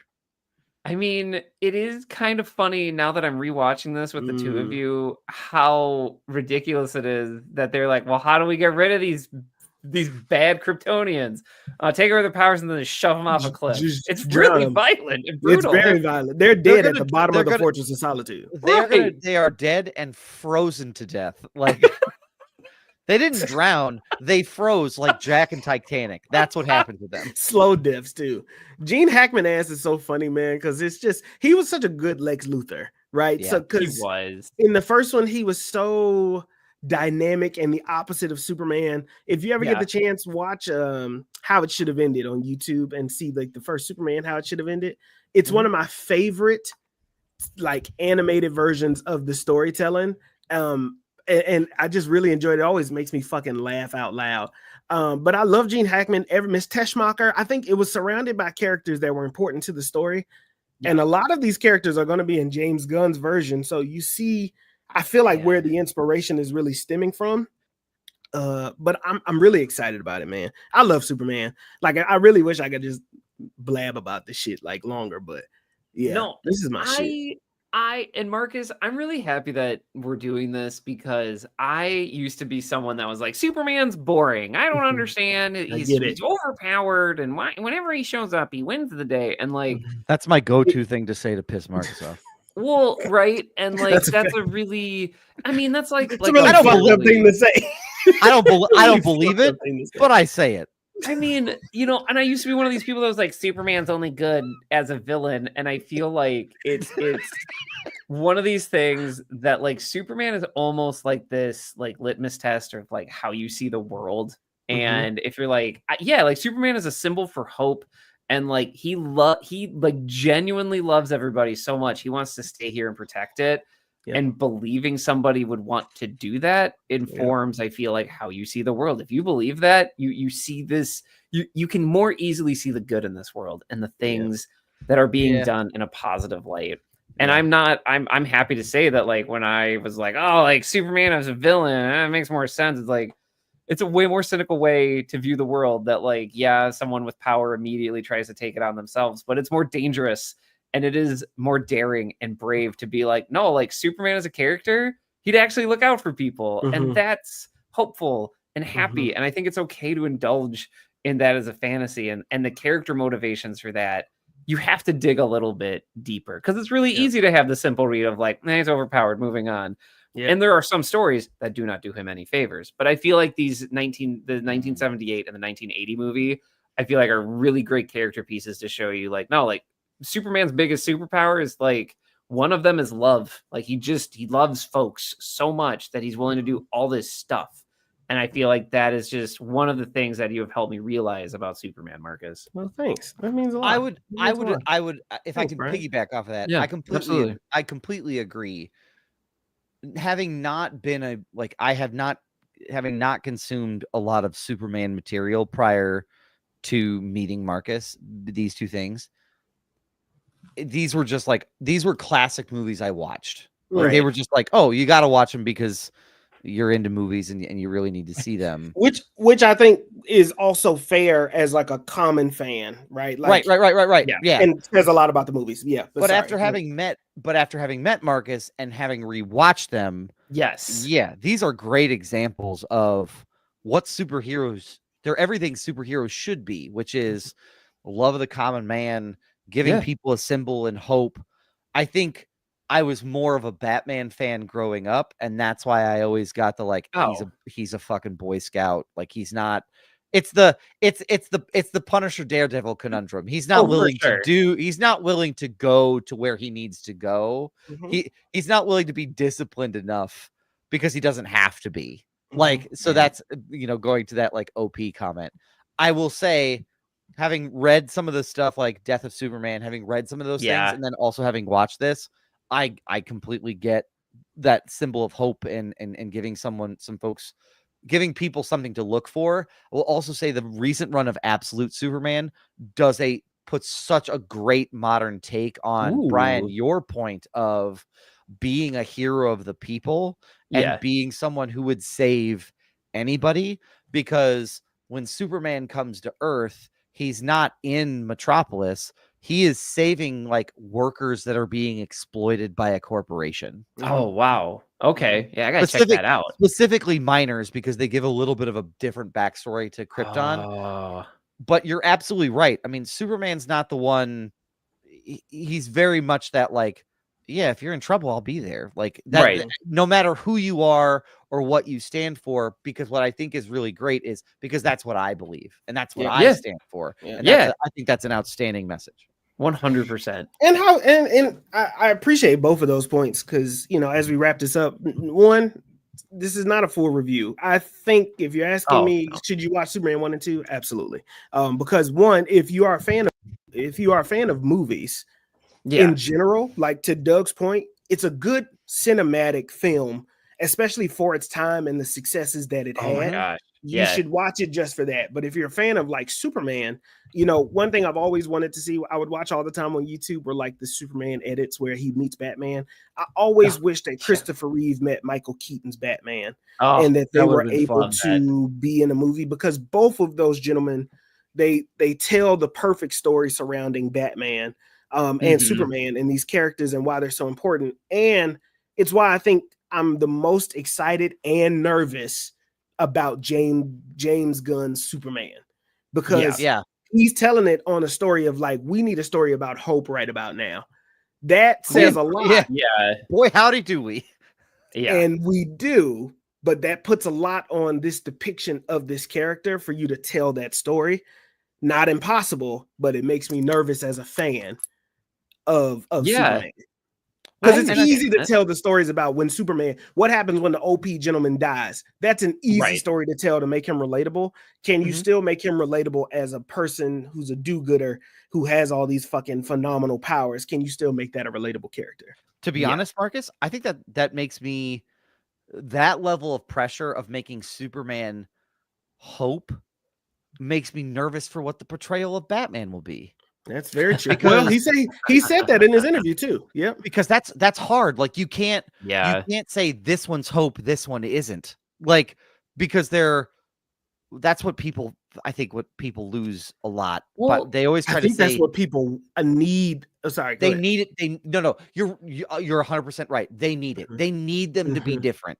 But if you look at them, they're really not. Like they're both sort of they're different means to the same end. Like, so it's I really don't want Batman to be painted as like the antithesis to that, because that's happening. Well, I think that's not a entirely bad thing, because I also feel like there's this element of like what you choose, right? Of like, Yeah. These two people had incredibly similar circumstances with their family life. Like they both lost their families at a young age. Martha. One of them did find an adopted family. I'm not going to count that out, but like Clark Kent could have had resentment that they weren't his real parents, that he didn't want anything to do with them, or that they weren't as strong as he was. Exactly. The last of his lineage. And Bruce Wayne instead took a completely different route of like, I am vengeance, I am the knight, and just full board into that. Meanwhile, Clark Kent's like, yeah, I should make sure to think of other people when I use my powers, as he's looking out at the fields of Kansas. Meanwhile, and Batman's like, did you steal a piece of bread to feed your family? Not in Gotham. Like, he's just like, all crime is bad. Bruce Wayne is training to hit a guy in the face harder and harder every day. Meanwhile, Superman's like, do you need some help lifting this hay bale? Like, they both lift it with your fists. You just gotta punch the hay bale. You gotta punch the hay bales until the Joker shows up. So, in conclusion, everybody has two superheroes inside of them, a Superman and a Batman. Thank you for coming to my TED Talk. To Doug's point, as we wrap up, James Gunn in his most recent interview talks about the Batman that he wants to portray, and he says he does not want a Batman that makes jokes. He does not want that makes sense. Kind of Batman, campy. He doesn't want a campy Batman. But I think that's because if you nail, as looking at the bigger picture down the line, if you nail your Wonder Woman and your Batman, you've got all that you need to tell a complete story around what it means to be a hero with those three and Supergirl leading the charge on that. And that's what I'm really excited about, is like he is going into this, him and Peter Safran, with such delicacy and an understanding of characters that I think that they have an opportunity to nail this motherfucker with intention. And I think that's the other piece, is because that's the other piece of news that came out between here, and it's related, is that James Gunn sort of talked about like what's wrong with movies today, and every director does that right before their next movie comes out. Like they all do it. Oh yeah. But what's different for this one is that James is the only one who has worked for Marvel and now also for DC. And so he can say, this is where I think that they went wrong. And what I appreciate about James Gunn and what I like about him is he's able to point out where he thinks someone made a mistake, but unlike a Quentin Tarantino, he's not an asshole about it. Like he's basically like, yeah, they were pushed to push stuff out too quickly, and they didn't have screenplays ready, and that's not on the directors, that's on the studio to not do that. Like, but I'll repeat that statement. He says, I'm not going to let anyone produce anything as long as I'm running DC Films unless they have a complete screenplay. Yeah. Which they canceled stuff already that the studio wanted to greenlight and that they didn't have a finished screen. Yeah. Which is fucking awesome. Like, make the hard decision. Is it done? No, sorry. Like, we're going to shelve it. When it's finished, come back. Maybe we'll talk about it then. But like, the fact that we are in this point, and I think this is where like we're going to notice it, especially with Superman, and because Fantastic Four comes out so soon. Again, I don't want to make this a studio battle, but as of late, I can see how Marvel has had some unfinished screenplays. Like very clearly some unfinished, like, just get me the big red Hulk. We'll figure out what to do with him. I was just about to say Brave New World. I feel like it's going to take some strays right now. We're going to figure out what to Quantumania, like starting with the big fight scene and not really having everything else.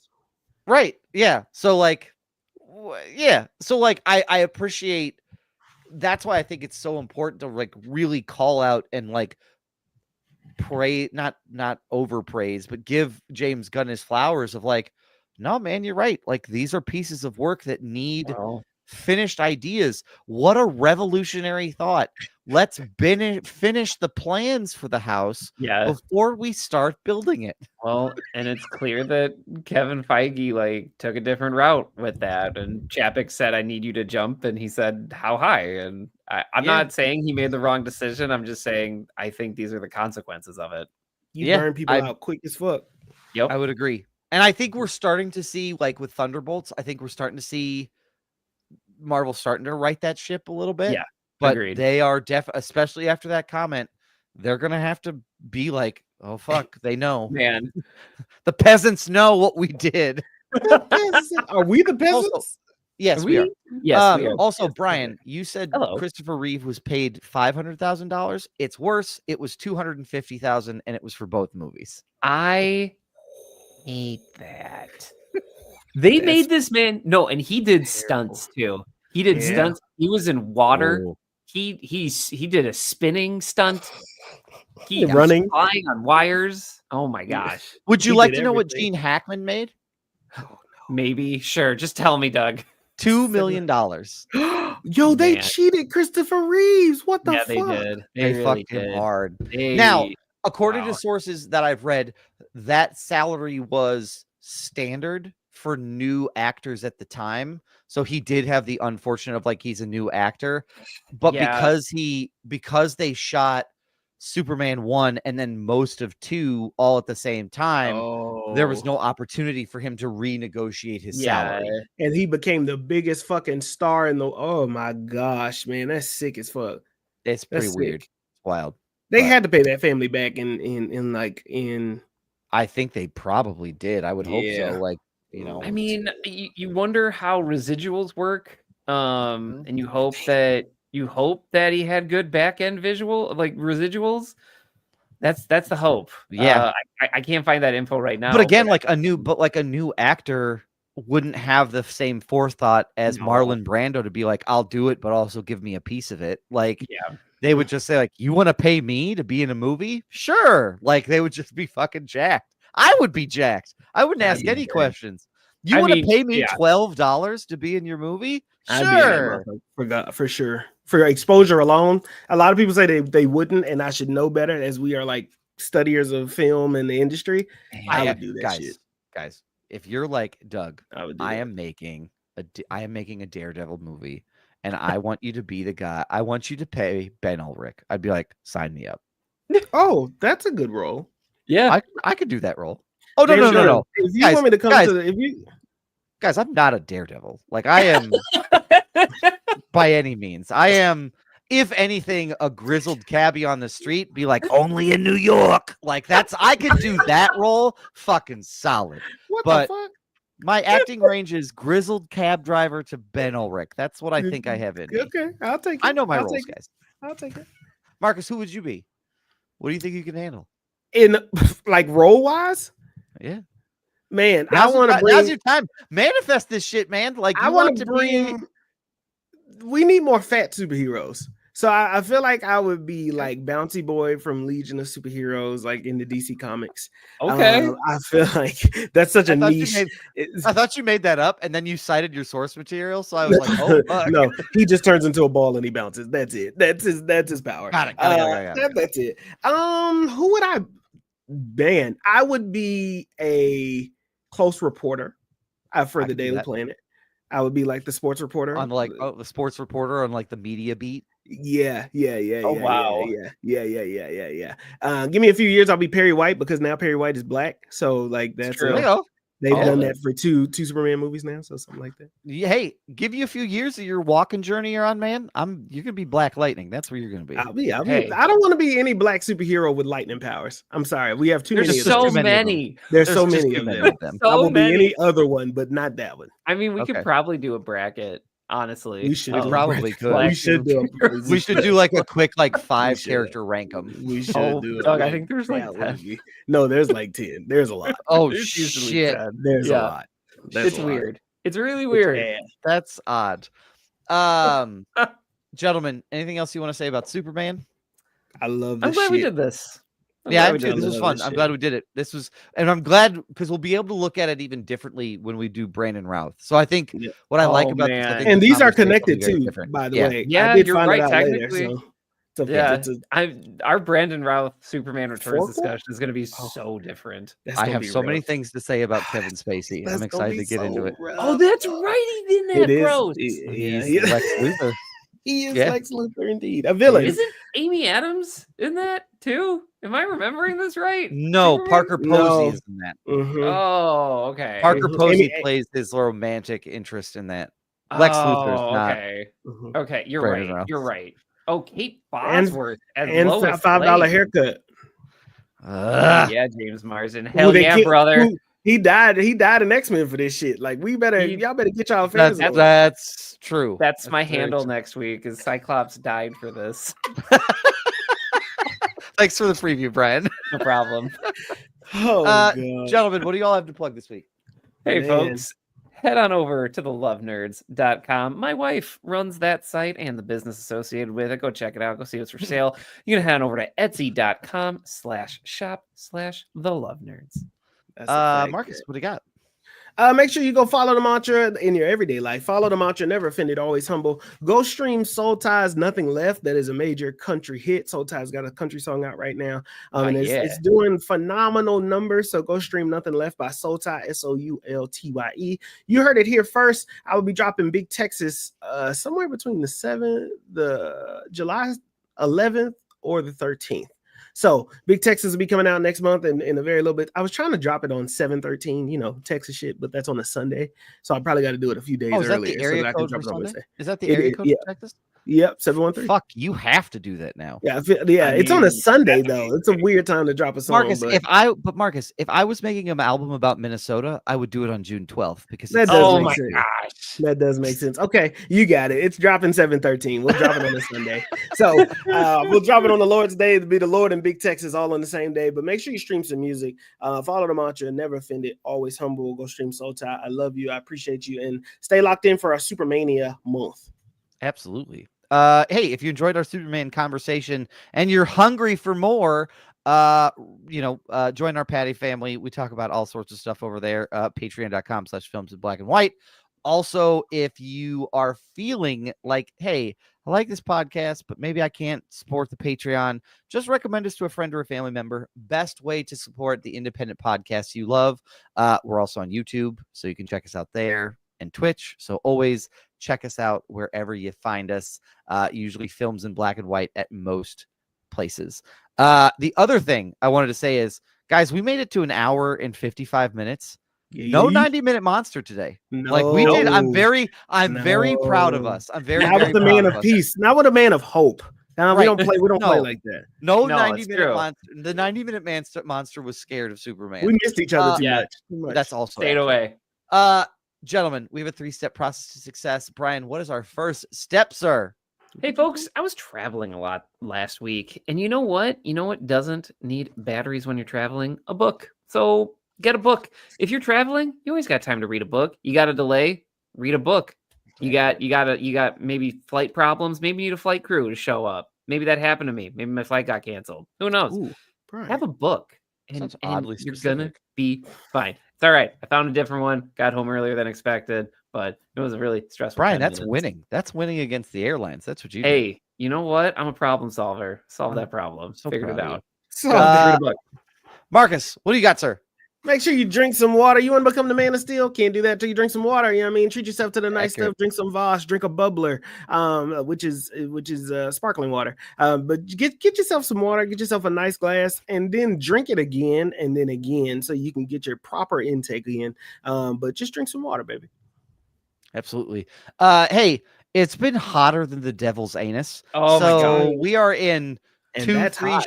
there's 2-3 shower territory as of Yeah. right now. So Yes. wash your ass and then wash it again later, because more than likely you sweatened it. So get yourself some Irish Spring. Get yourself. Hey, this is where it's one of those moments where it's like you don't need a hot shower.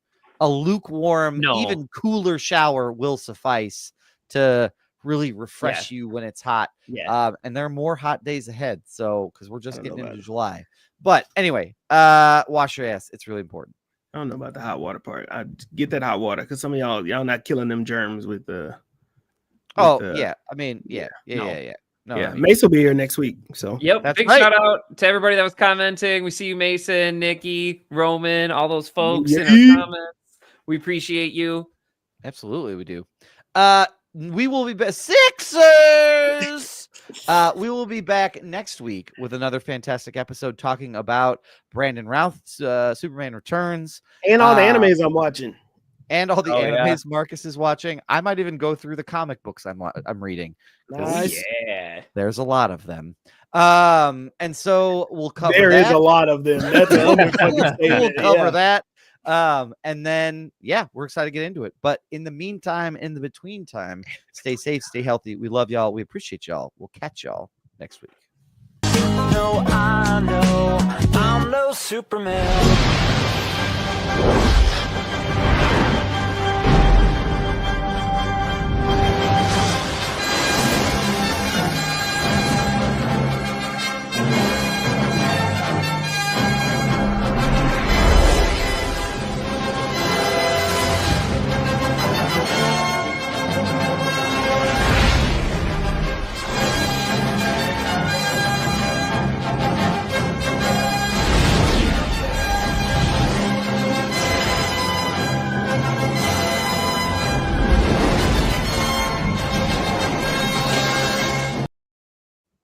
Yeah. Hell yeah, brother. Which,